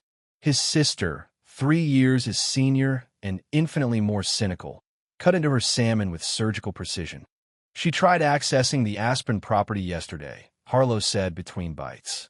The management company called to verify her authorization after the new security protocols flagged her attempt. Callan nodded, making a note on his phone. And they followed the script exactly. Very apologetic, but unfortunately, Mrs. Weeks' access had been temporarily suspended pending review by the owner. That's me, of course. though they didn't specify that part. How did she react? Harlow smiled thinly. According to the manager, and I quote, like someone had just told her dog died. Demanded to speak to you directly. When that didn't work, she threatened legal action. Let her try, Callan murmured. The property was purchased before our marriage. It's never been in joint names. She may not know that, Harlow pointed out. You've never been one to discuss the details of your holdings, even with your wife. Especially with my wife, as it turns out. He set down his fork, his appetite diminished. Any movement on the credit cards? Harlow pulled out her tablet, tapped through several screens, then turned it toward him. 4 attempts to use the platinum card in the past week. All declined. She hasn't tried the others yet. The screen showed transaction attempts at Bergdorf Goodman, a high-end restaurant, a jewelry store, and most recently, a luxury car dealership. A car dealership? Callan raised an eyebrow. Maserati, specifically. Harlow's tone was dry. Apparently, she's in the market for a new vehicle. A modest $70,000 upgrade from her current Mercedes, which is still in my name, Callan noted, as is the insurance. Speaking of which, Harlow swiped to another screen. I had the coverage modified as you requested. The Mercedes is still insured, but only for you as the driver. Anyone else is no longer covered. Has she noticed? Not yet, but she will if she gets pulled over or, God forbid, has an accident. Harlow studied him over the rim of her wine glass. You're playing a dangerous game, little brother. I'm protecting what's mine by pulling financial support out from under her bit by bit, like a game of high-stakes Jenga. She set down her glass. Don't misunderstand. I fully support destroying her. I just want you to recognize the risk. Push too hard, too fast, and she might realize what's happening before all the pieces are in place. Callan leaned back, considering. You're right. We need to maintain the illusion that her setbacks are isolated incidents, not a coordinated campaign. Exactly. The credit card declined? Must be a processing error. Access to the Aspen house revoked? A security update gone wrong. The foundation funds delayed? Administrative oversight. And when all these accidents accumulate, Callan asked, Harlow's smile was razor-sharp. By then, it will be too late for her to recover. Their conversation paused as the server entered to clear their plates and offer dessert. Both declined, requesting coffee instead. When they were alone again, Harlow lowered her voice. Jackson sent his preliminary report on Sebastian. Callan straightened. And it's interesting, to say the least. She slid a folder across the table, keeping it partially concealed beneath her napkin. Your instincts were right. Sebastian's interest in weak enterprises goes beyond the divorce settlement. Callan opened the folder, scanning the contents quickly. His eyes narrowed as he read. He's representing Meridian Partners in their acquisition talks, he said, looking up sharply. That's a direct conflict of interest. Harlow nodded.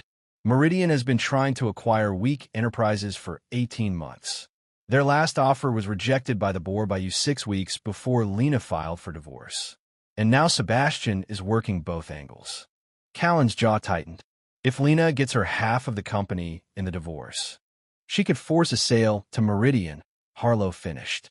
And Sebastian collects fees from both transactions. Does Lena know?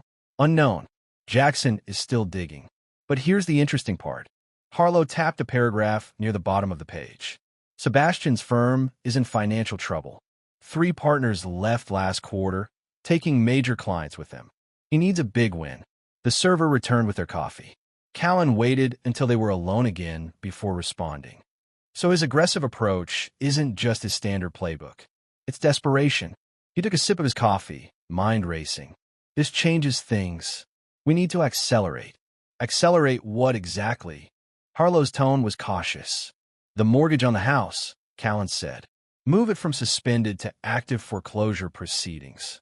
Harlow's eyebrows shot up. That's nuclear, Callan. Once that process starts, it can be stopped just as easily, he countered, but will force her hand. If she's scrambling to save the house, she won't have time to focus on the business aspects of the divorce. And if she calls your bluff, it's not a bluff. The mortgage is now held by Horizon Capital, your company. 3 months of missed payments I've been making until now are ground for foreclosure. Harlow studied him for a long moment. You've thought of everything, haven't you?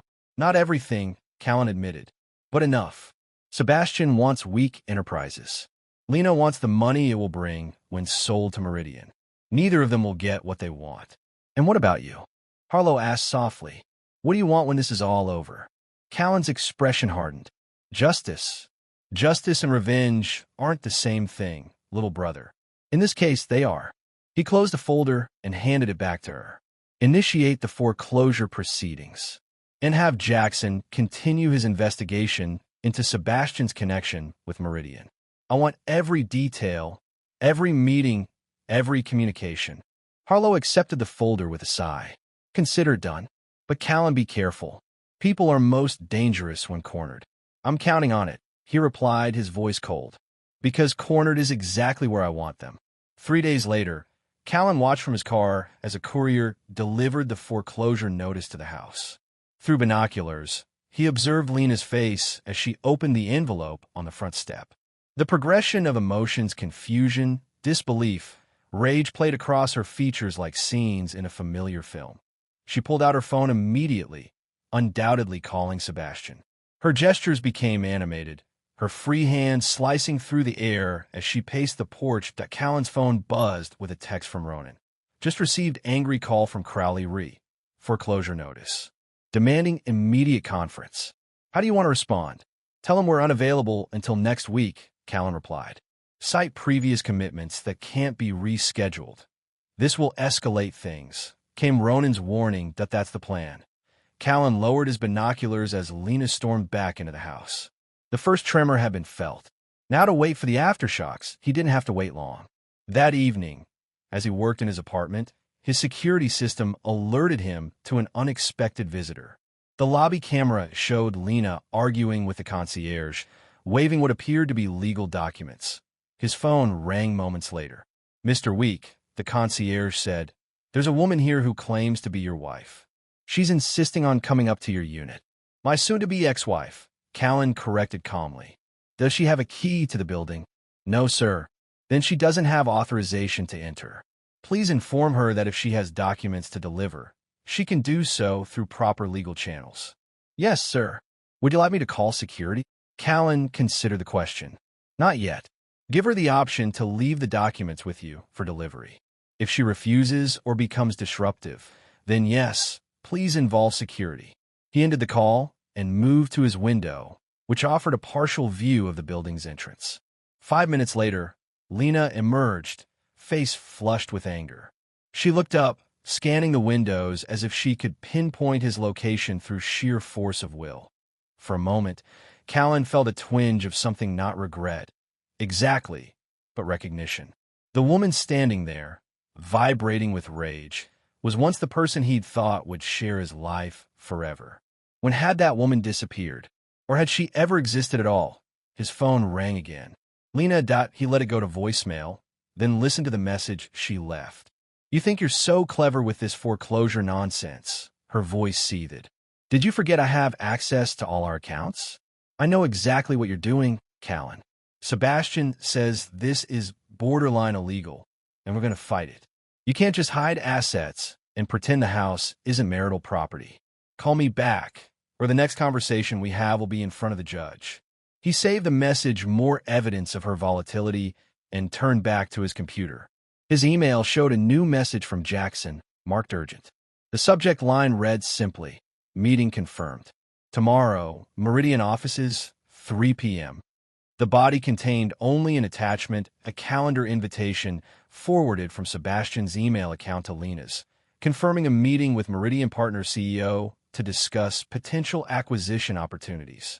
Callan forwarded the email to Ronan with a brief message, smoking gun. Within minutes, his phone rang. Where did you get this? Ronan demanded without preamble. Does it matter? It absolutely matters if it was obtained illegally, Ronan snapped.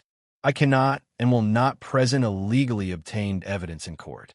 It was forwarded by a confidential source with legitimate access, Callan assured him. The provenance can be established if necessary. Ronan's sigh was audible. This is a significant conflict of interest. Sebastian representing both Lena in your divorce and Meridian in their attempt to acquire your company? The Bar Association would have a field day. Exactly. So what's our next move? We don't do anything yet. We let them have their meeting. We let Sebastian dig himself deeper into this ethical quagmire. And then, when the time is right, we present this evidence as part of a comprehensive ethics complaint. And when is the right time? Callan pressed. When it will do maximum damage, Ronan replied, his tone hardening. You wanted a war, Callan. This is how wars are won, not with impulsive strikes, but with carefully timed offensives. After ending the call, Callan returned to his workstation, where a complex timeline of events was displayed across 3 monitors. To it, he added a new entry: Meeting C, LV, and Meridian CEO. Potential acquisition discussion. The pieces were aligning perfectly. Lena, facing financial pressure from the foreclosure and credit restrictions, would be increasingly desperate for a quick resolution.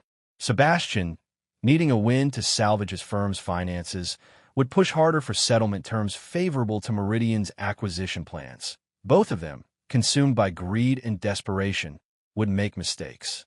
And Callan would be waiting, ready to capitalize on every misstep. He opened a secure server where he stores evidence and created a new folder, Ethics Complaint SC. Into it, he placed copies of the meeting invitation, the surveillance photos, the financial records showing Sebastian's firm's precarious position, and a draft of the formal complaint he would eventually file. The foundation was laid. Now it was simply a matter of timing, and Callan Week had always been a patient man. The conference room at Baxter Legal hummed with tension. Callan sat at one end of the polished oak table, Ronan at his side. Across from them, Lena's rigid posture betrayed her fury despite her composed expression. Sebastian, looking less polished than usual, had loosened his tie and rolled up his sleeves, the picture of a man working tirelessly for his client. Between them lay scattered documents, financial disclosures, asset inventories, proposed settlement terms, the detritus of a marriage being dismantled piece by piece. This foreclosure action is pure harassment, Sebastian said, jabbing a finger at the notice. The mortgage has never been in arrears. Callan has controlled those payments throughout the marriage. The mortgage is now held by Horizon Capital, Ronan replied calmly. Their payment records indicate 3 missed payments. Whatever arrangements existed previously with the original lender are no longer applicable. Horizon Capital, Sebastian scoffed, conveniently owned by Harlow Week. This is transparent asset manipulation, and the court will see it for exactly what it is. Callan remained silent, watching Lena rather than Sebastian. Her eyes flickered with each exchange, calculating, reassessing. She was the real threat in the room. Sebastian was merely her instrument. My client has been more than generous in his proposed settlement, Ronan continued, sliding a document across the table. $50,000 cash, continued health insurance coverage for 1 year, and a Mercedes transferred fully into Mrs. Week's name, of course. Lena laughed to sound brittle. Generous? Are you joking? After 12 years of marriage, he offers me a pittance and expects gratitude. 12 years during which you contributed nothing to the acquisition of assets, Callan said, breaking his silence. Nothing to the growth of Week enterprises. Nothing except spending money you didn't earn. I built your social connections, Lena snapped. I managed our home, our social calendar, our reputation. You managed your shopping schedule, Callan corrected, his tone icy. You attended events when it suited you, left when you were bored, and embarrassed me more often than not with your behavior. Sebastian raised a hand. This isn't productive. Let's focus on the legal issues at hand. Fine, Callan said, leaning forward. Let's discuss your meeting with Meridian Partners yesterday. The change in the room was immediate. Sebastian's face drained of color. Lena's eyes widened briefly before she controlled her reaction. I don't know what you're talking about, Sebastian said, too quickly. Ronan opened a folder and removed a printed email. This is a calendar invitation for a meeting between you, Mrs. Week, and Christopher Ellis, CEO of Meridian Partners. The subject line reads, Potential Acquisition Opportunities. My firm represents many clients, Sebastian countered, recovering slightly. Meridian happens to be one of them. There's no conflict. There is when you're representing Mrs. Week in a divorce that could potentially result in her acquiring shares of Week Enterprises shares that Meridian has been trying to purchase for over a year. Ronan's voice remained measured, but his eyes were steely. That's not just a conflict of interest. It's an ethical violation that could result in disbarment. Lena looked sharply at Sebastian. You said this was handled. It is, Sebastian assured her, though his confidence appeared shaken. There's no proof of any impropriety. A meeting to discuss theoretical scenarios is hardly. We have more than the invitation, Callan interrupted. We have photographs of you entering Meridian's offices together. We have recordings of conversations discussing the potential sale. We have financial records showing transactions between your firm and Meridian dating back 6 months, well into the period you've been representing Mrs. Week. That's impossible, Sebastian snapped. Those conversations were private, were they? Callan smiled thinly. Or did you simply assume no one was listening? Sebastian's face flushed with anger. Whatever you think you have is being compiled into an ethics complaint that will be filed with the State Bar Association by the end of the week, Ronan finished. Unless, of course, we can reach a reasonable settlement today. The silence that followed was deafening. Lena and Sebastian exchanged glances, a wordless communication that Callan recognized all too well, the look of conspirators whose plans were unraveling. I need to confer with my client, Sebastian said finally. Privately. Ronan nodded. Of course. Take the adjacent office. We'll wait. As they left, Callan leaned back in his chair, allowing himself a small moment of satisfaction. The trap had been sprung, and now they were scrambling to escape it. They'll counter, Ronan said quietly once the door closed. Likely with a lawsuit of their own defamation, invasion of privacy, something designed to create a distraction from the ethics complaint. Let them, Callan replied. Every action they take digs them deeper. Ronan studied him. You predicted this, didn't you? From the beginning. Not the details, Callan admitted, but the pattern, yes. Lena has always been reactive, impulsive when cornered. Sebastian has a reputation for aggressive countersuits when conventional tactics fail. Together, they're predictable. And the evidence? The recordings? Are they as comprehensive as you implied? Callan's smile was grim. Some, not all. But they don't know what we have and what we don't. That uncertainty is our advantage. 20 minutes later, Sebastian and Lena returned. The change in their demeanor was subtle, but unmistakable. Sebastian's forced confidence, Lena's tightly controlled anger. We've discussed your allegations, Sebastian began, and while we maintain that no ethical violations have occurred, we're prepared to offer a counter-settlement to resolve this matter efficiently. Ronan raised an eyebrow. We're listening. Mrs. Week will accept the $50,000, the Mercedes, and the health insurance coverage as proposed, Sebastian said. However, she also requires a 20% stake in Week Enterprises non-voting shares only, with no involvement in operations. Impossible, Callan said immediately. I don't own Week Enterprises.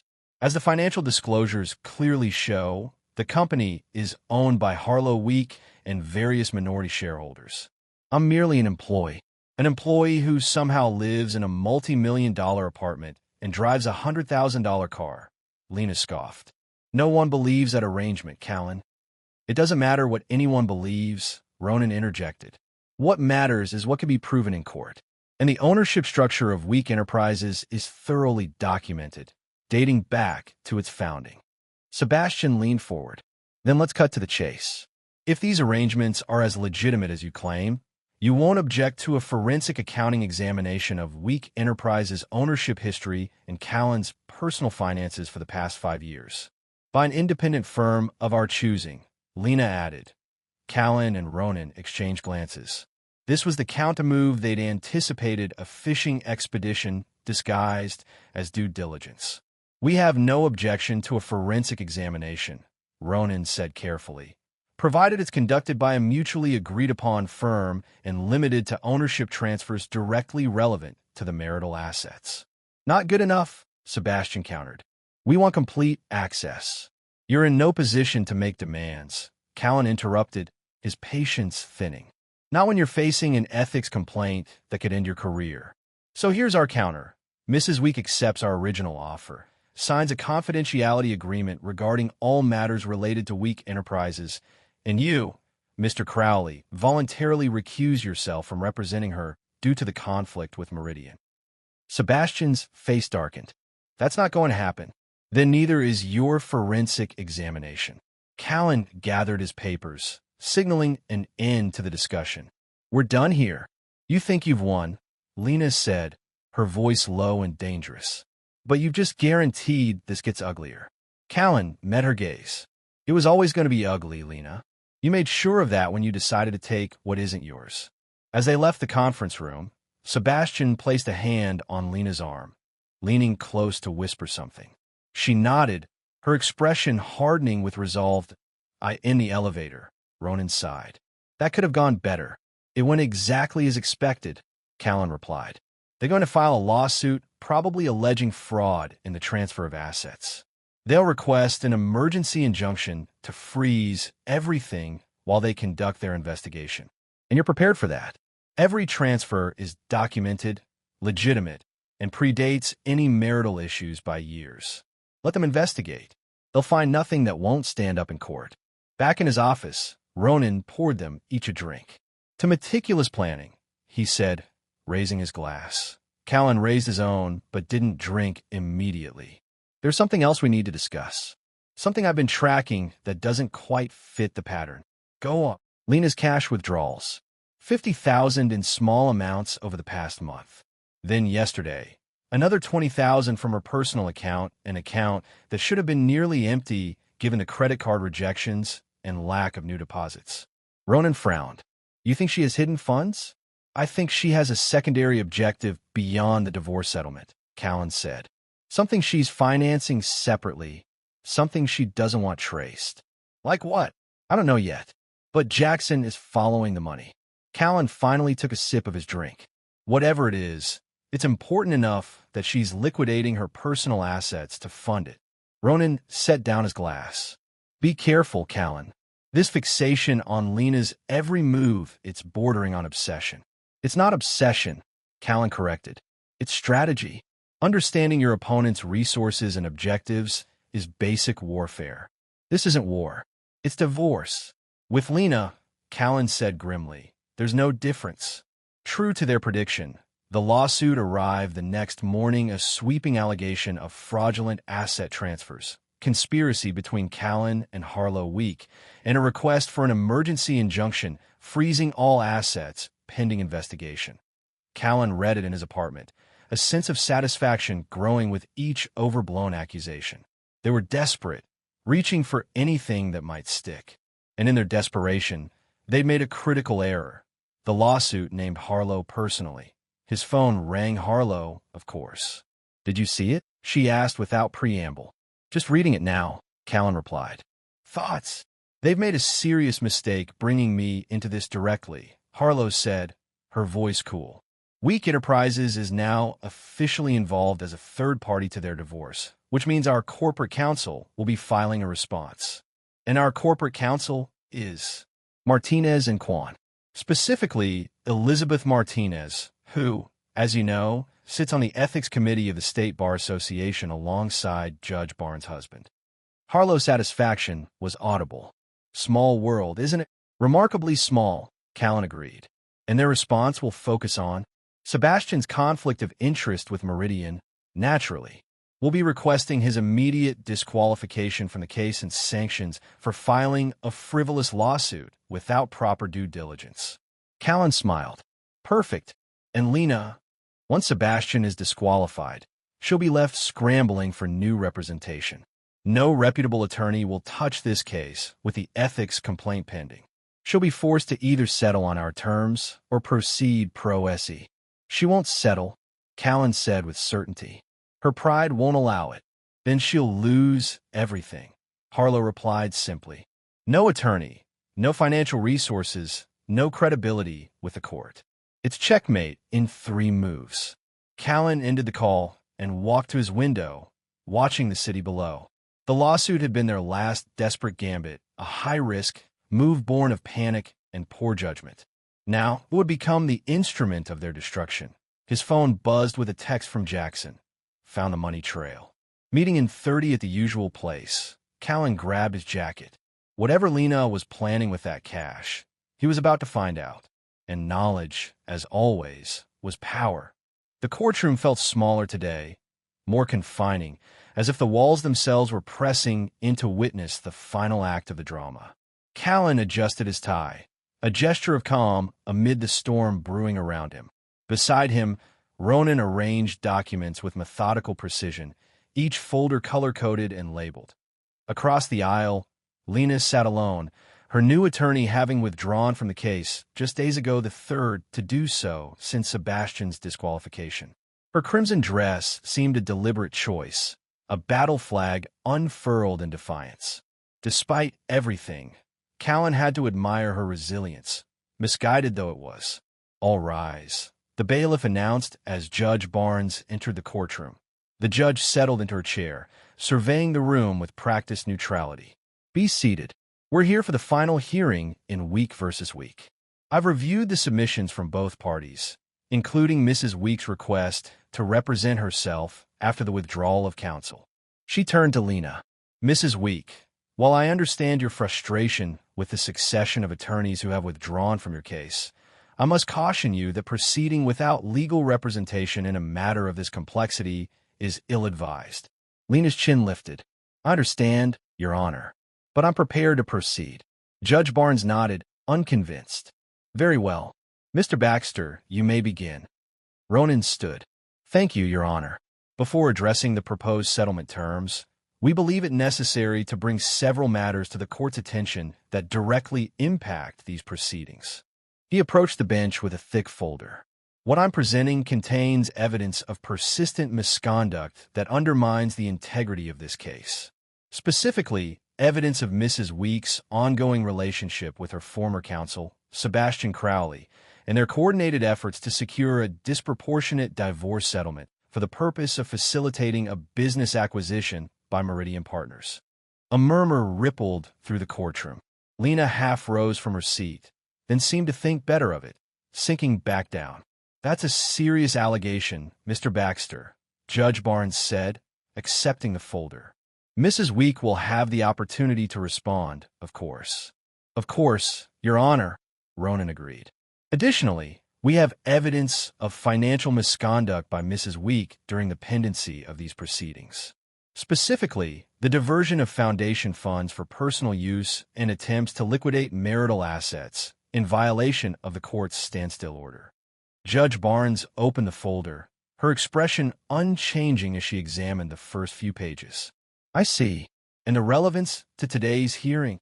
These actions demonstrate a pattern of bad faith negotiation that has unnecessarily prolonged these proceedings and wasted judicial resources," Ronan explained. "They also provide context for our client's protective measures regarding asset management, which Mrs. Week has characterized as financial abuse in her filings." The judge turned to Lena. "Mrs. Week, do you wish to respond to these allegations before we proceed?" Lena stood, smoothing her dress. "Your Honor, what Mr. Baxter has presented is a distorted narrative designed to villainize me while distracting from the real issue, my husband's systematic concealment of marital assets. Do you deny the specific allegations regarding Mr. Crowley and Meridian Partners?" Judge Barnes asked directly. Lena hesitated just long enough for Callan to know she was calculating her answer. "My relationship with Mr. Crowley after his withdrawal as counsel is irrelevant to these proceedings, and any discussions with Meridian were exploratory only, contingent on the outcome of this divorce." "I see." Judge Barnes made a note. "And the financial transactions Mr. Baxter referenced?" "The foundation is my project," Lena said, her voice hardening. "Funds were allocated according to established protocols for legitimate charitable purposes, including cash withdrawals totaling $70,000 in the past 6 weeks. Ronan interjected. "That's not," Lena began, then stopped herself. "Those funds were for a special initiative that required confidentiality." Judge Barnes raised an eyebrow. "Mrs. Week, are you prepared to provide documentation of this initiative and how these funds were utilized?" Lena's hesitation was more pronounced this time. Would need time to compile those records, Your Honor. I thought you might. Judge Barnes closed the folder and leaned forward. Here's where we stand. I've reviewed the financial disclosures from both parties, including the supplemental documentation regarding Week Enterprises' ownership structure. I've also reviewed the prenuptial agreement, which, despite Mrs. Week's objections, appears properly executed and enforceable. She turned to Callan. Mr. Week, your proposed settlement offers Mrs. Week $50,000, the Mercedes automobile, and continued health coverage for 1 year. Is that still your position? It is, Your Honor, Callan confirmed, speaking for the first time. Mrs. Week, your counterproposal requests half of all marital assets, which you value at approximately $8 million, plus ongoing support of $15,000 monthly for 5 years. Is that accurate? Yes, Your Honor, Lena replied.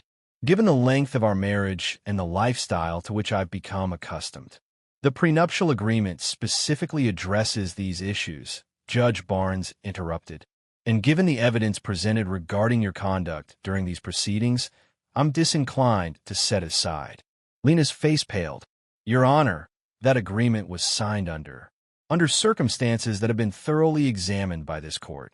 Judge Barnes finished firmly, including depositions from the attorneys present at its execution, all of whom testified to your competence and voluntary participation. She shuffled through some papers before continuing. Based on the evidence before me, I'm prepared to rule as follows.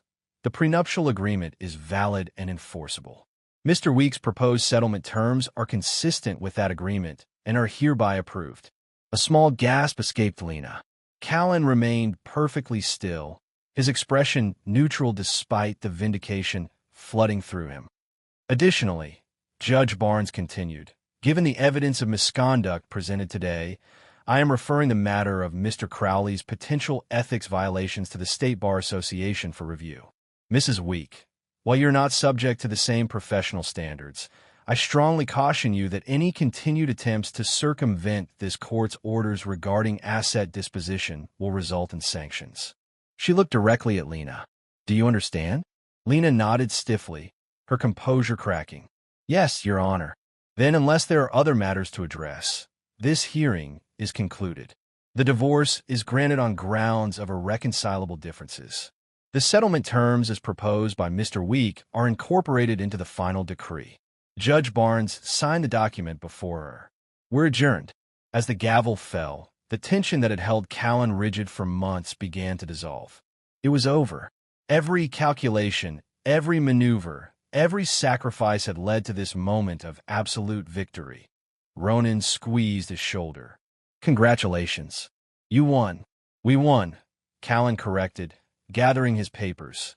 Across the aisle, Lena stood frozen, the reality of her situation seemingly just dawning on her. Her gaze found Callan's, burning with a mixture of rage and disbelief. This isn't finished, she said as he passed her, voice low and venomous. Callan paused, turning to face her fully. Actually, Lena, it is. Completely and irrevocably finished. Just like us. You've taken everything from me, she hissed, tears of fury brightening her eyes. No, Callan replied calmly. I've simply ensured you leave with exactly what you brought to our marriage. Nothing. As he turned to leave, she grabbed his arm. You'll regret this. I promise you, Callan. Mrs. Week, Judge Barnes called sharply from the bench. This courtroom is not the place for personal confrontation. Please conduct yourself appropriately. Lena released him, hands trembling with suppressed emotion. Without another word, Callan walked away, each step lighter than the last. Behind him, he heard the sound of papers being scattered, a frustrated cry quickly stifled. In the corridor outside. Ronan handed him the signed decree. It's done. Legally and finally done. Callan took the document, its weight insignificant compared to the burden he'd carried for so long. What happens to her now? That's not your concern anymore, Ronan reminded him gently. I know. I'm just curious. Ronan sighed. She has the $50,000 in the car. The house is in foreclosure, her credit is ruined, and her reputation in their social circle is damaged beyond repair.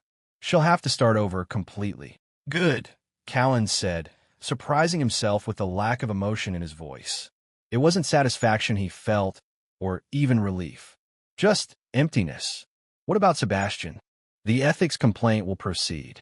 Given the evidence, disbarment is likely. Callan nodded, tucking the decree into his briefcase. Then it's truly over. As they walked toward the courthouse exit, Harlow appeared, elegant in a charcoal suit that emphasized her resemblance to Callan. "Well?" she asked simply. "Complete victory," Ronan answered. The judge enforced the prenup exactly as written. Harlow's smile was satisfied but restrained. "And Lena?"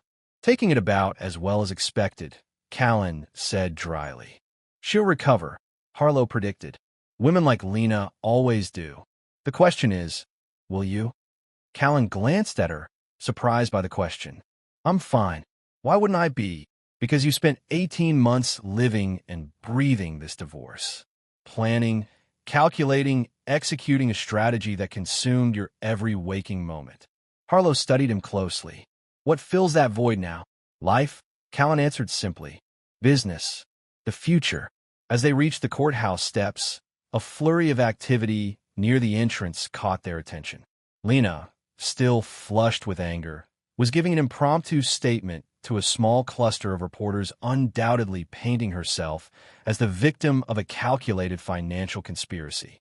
"Should we be concerned about that?" Ronan asked, nodding toward the spectacle.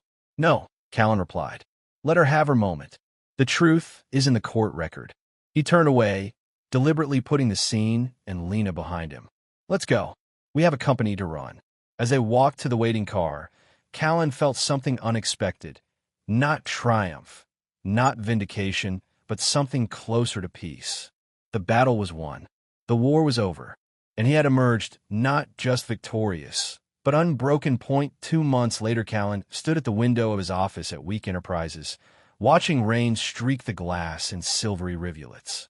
The city below was muted by the downpour, buildings blurred at the edges like watercolors bleeding into each other. It matched his mood, not melancholy exactly, but contemplative that a knock at the door interrupted his thoughts. "Come in," he called, turning from the window. Harlow entered, tablet in hand. "The quarterly reports are in. Revenue up 17% year over year. The Meridian acquisition attempt is officially dead. Their board voted yesterday to pursue other opportunities." "Good." Callan returned to his desk, gesturing for her to sit. "And the foundation, restructured as planned. The new board has approved redirecting funds to educational initiatives rather than Lena's pet projects. The press coverage has been positive. Everyone loves a corporate redemption story." Callan nodded, satisfied. The foundation had been one of his first priorities after the divorce, transforming it from Lena's social showcase into something with genuine impact. "Anything else?" Harlow hesitated, an unusual occurrence that immediately caught his attention. "What is it?" he asked. "News about Lena." She set the tablet on his desk, displaying a local news article. "I thought you should see it." The headline read, "Socialite evicted from luxury apartment amid financial troubles." Below it, a grainy photograph showed Lena, noticeably less polished than in her days as Mrs. Week, arguing with what appeared to be a building manager. Callan skimmed the article, absorbing key phrases: third residence in 2 months, legal troubles mounting, sources close to Von Week suggest gambling debts. "Gambling?" he asked, looking up. "That's what the cash withdrawals were for?" Harlow nodded. "According to Jackson's final report, yes. Apparently, it started as a distraction during your marriage. Small amounts at first, then escalating as the divorce proceedings intensified. By the end, she was losing tens of thousands every week. And Sebastian knew. Not only knew, but enabled it. He connected her with private games when the casinos started limiting her action." Callan leaned back, processing this revelation. "So, while she was accusing me of financial manipulation, she was burning through cash at poker tables and private betting clubs," Harlow finished. The ultimate irony. Callan closed the article, pushing the tablet away. "Where is she now?" "A 1-bedroom apartment in the East District. The Mercedes was repossessed last week after she fell behind on the payments. She's reportedly working as a consultant for a small event planning company, though working might be generous. She's missed more days than she's shown up. And Sebastian, the ethics hearing is next month. His firm has already asked him to resign. Most of his clients have jumped ship. Harlow studied him. Does knowing this change anything for you? Callan considered the question, searching himself for any trace of the anger that had driven him for so long. To his surprise, he found only a hollow sort of recognition. No, it just confirms what I already knew. She was always going to self-destruct, with or without my help. Do you regret any of it? Harlow asked quietly. The methods, the intensity of the pursuit. No, Callan said after a moment. She tried to take everything from me, not just assets, but my company, my reputation, my future. She deserved to lose. He met his sister's gaze. Does that make me cruel? It makes you human, Harlow replied simply, and perhaps more like our father than either of us would care to admit. The comparison struck a nerve, as Harlow had likely intended. Their father, Richard Week, had been a businessman of legendary ruthlessness, effective but unforgiving, particularly with those who betrayed his trust. I'm not him, Callan said firmly. He would have destroyed her for sport. This was self-preservation. Of course, Harlow agreed, too easily. Well, I just thought you should know. Full situational awareness, as you always prefer. She rose to leave, but paused at the door. By the way, Claire Preston from the Thompson acquisition asked about you again. She's persistent. I'll give her that. Callan raised an eyebrow. And nothing. Just an observation. Harlow shrugged. Life goes on, little brother. Even after divorce. After she left, Callan returned to the window, watching the rain begin to ease, sunlight breaking through in isolated beams that illuminated sections of the city with golden light. Life does go on, he thought. But not the same life. Not the same man. The Callan Week who had trusted blindly, who had believed in the possibility of shared dreams and mutual support, that man was gone, replaced by someone more cautious, more calculating. Someone who understood that trust was a commodity too precious to be given freely. Was that Lena's final victory? That even in defeat, she had changed him irrevocably? No, he decided. The change wasn't her victory. It was his evolution, painful but necessary, like all significant growth. His phone buzzed with a message from Ronan. Final paperwork from the house sale processed. All ties to LVW officially severed. Callan typed back a simple acknowledgement, then set the phone aside. Another chapter closed. Another link broken. Outside, the rain had stopped completely, leaving the city washed clean, glistening in the afternoon sun. A blank canvas. A fresh start. Perhaps Harlow was right. Perhaps it was time to look forward rather than back. Not to forget never that, but to channel the lessons into something constructive. Weak enterprises had expansion opportunities to consider. The foundation needed a leader with vision. And yes, perhaps even his personal life deserved some attention after the self-imposed isolation of the past 2 years. Later that evening, as Callan left the office, he made an impulsive decision. Instead of his usual route home, he drove to the waterfront, parking near the pier where he and Lena had once spent countless evenings in the early days of their relationship. The area had changed. New restaurants, new shops, new faces. Nothing remained of the place he remembered except the view itself, the endless horizon where water met sky. The promise of possibilities stretching beyond sight. He walked to the railing, listening to the rhythmic wash of waves against the pilings below. A few couples strolled along the boardwalk, hands linked, faces turned toward each other in that particular way of people who believe their connection is unique in the universe. Once he had been one of them, confident in the permanence of chosen bonds, certain that love, once given, could never truly be withdrawn. Now he knew better. Love was conditional. Trust was earned, moment by moment, choice by choice. And some betrayals could never be forgiven. He didn't regret his actions. Given the same circumstances, he would make the same choices again. But standing there, watching the sun sink toward the horizon, Callan allowed himself to acknowledge the cost of victory, not in dollars or assets, but in the hardening of something essential within himself. Was it worth it? To protect what he'd built, to ensure Lena couldn't destroy the work of a lifetime? Yes, he decided.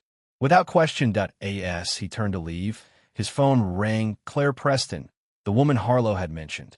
He hesitated, then answered. "Claire," he said, his voice warming despite himself. "This is unexpected."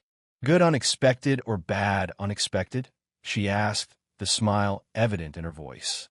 "Good," he found himself answering truthfully. "Definitely good." As they spoke, arranging dinner for the following evening, Callan realized something unexpected. He was looking forward to it, not with the desperate hope of his younger self, but with a measured curiosity, a willingness to explore possibilities without expectations.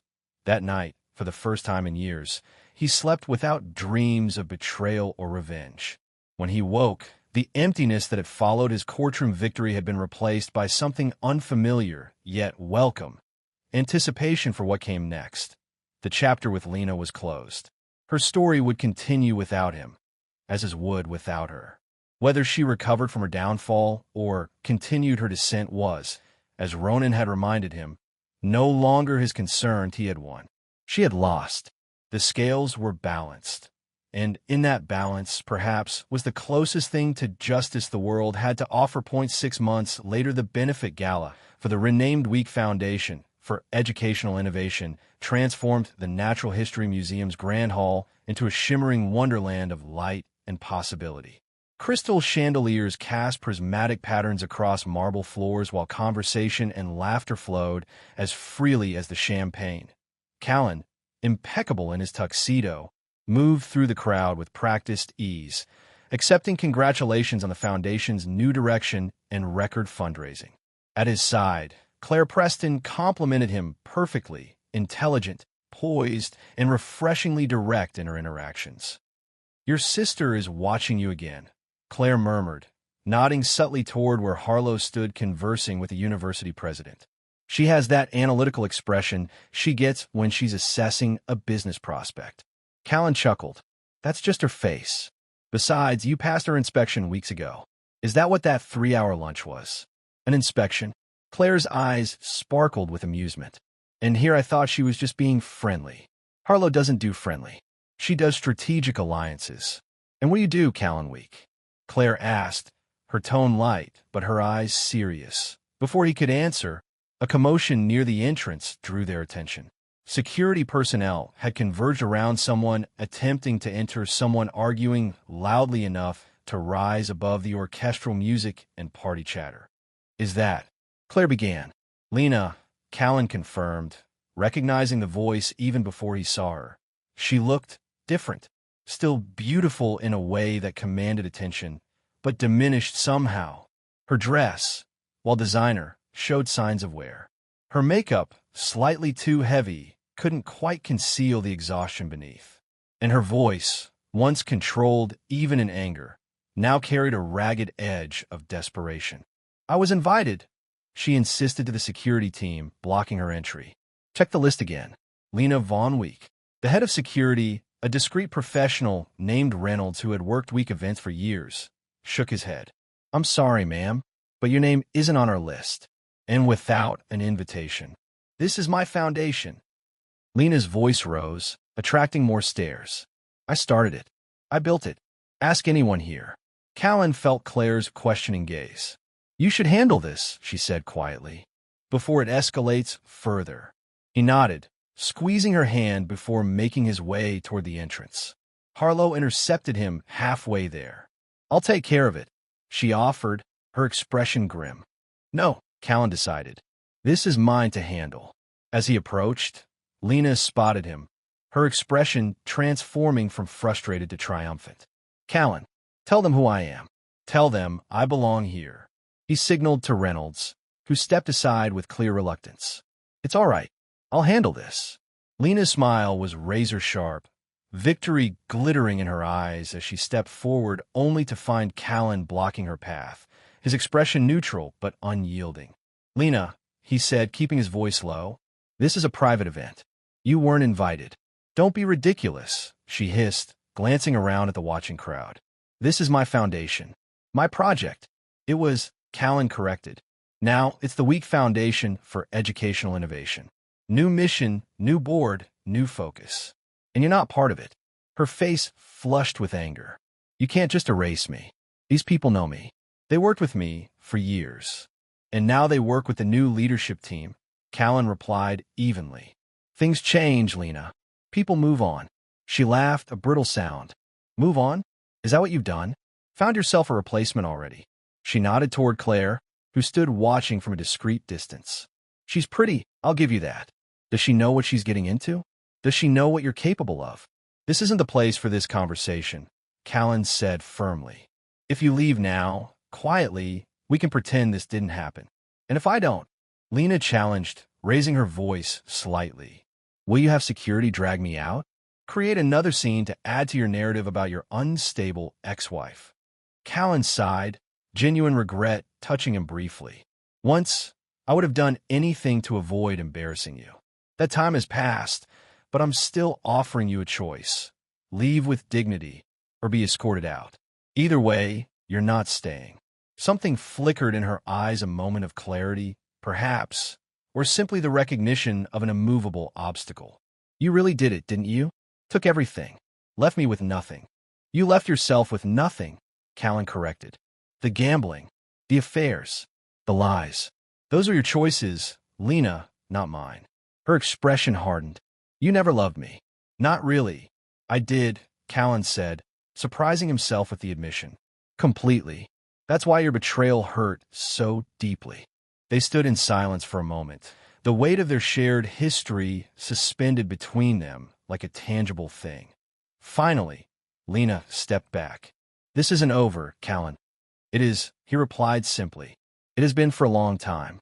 You just haven't accepted it yet. He gestured to Reynolds, who stepped forward again. Mr. Reynolds will see you to your car. Goodbye, Lena. As she was escorted out, Callan felt a presence at his side, Claire, offering silent support. Ex-wife? She asked quietly. Yes, Callan confirmed. It's a long story. I imagine it is. Claire studied his face. Are you all right? Callan considered the question seriously. Yes, he said finally. I am. And it was true.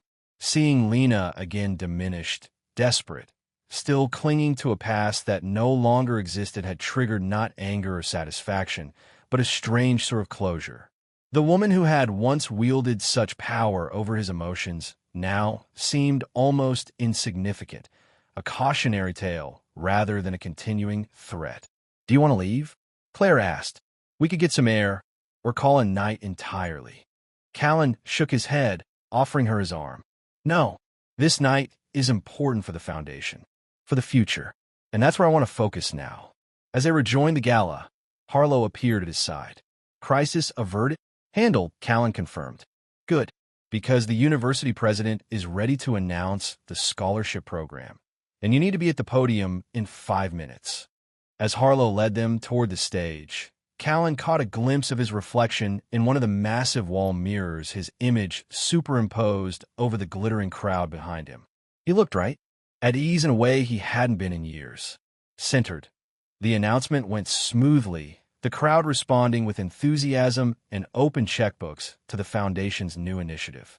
Later, as the evening wound down, Callan found himself on the museum's terrace, enjoying a moment of quiet with Claire.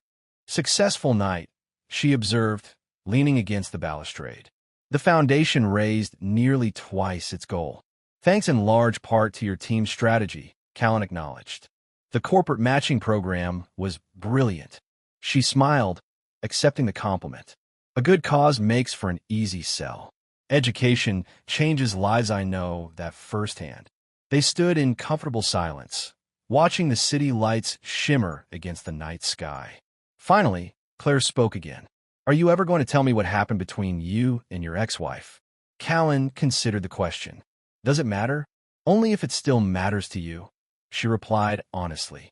I'm not interested in competing with ghosts, Callan. There's no competition, he assured her.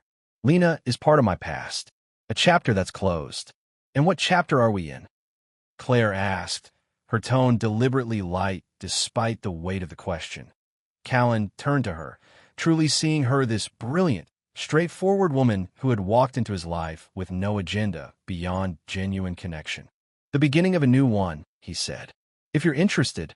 Her smile was answer enough. Later that night, As they shared a nightcap at his apartment, Callan's phone buzzed with a news alert. He glanced at it, then set it aside. Something important? Claire asked. No, Callan replied truthfully. Just a legal notice. Sebastian Crowley has been disbarred. Your ex-wife's attorney, among other things. Callan didn't elaborate, and Claire didn't press. After she left, promising to call the next day, Callan returned to his phone, reading the article in full. Sebastian's ethical violations have been deemed egregious and systematic, his disbarment immediate and permanent. The article mentioned Lena only in passing, as one of several clients whose cases have been compromised by Sebastian's misconduct. Callan closed the article without feeling the satisfaction he'd once anticipated. The victory seemed hollow now, unnecessary even. Sebastian and Lena had engineered their own downfalls without his assistance, their flaws and weaknesses exposed by simple consequences rather than elaborate revenge. He moved to his window, a habit he'd developed over the past year. These moments of quiet reflection while overlooking the city. Tonight, the view seemed especially clear. The urban landscape spread before him like a map of possibilities. What had Harlow asked him months ago in his office? What would fill the void left by his quest for justice?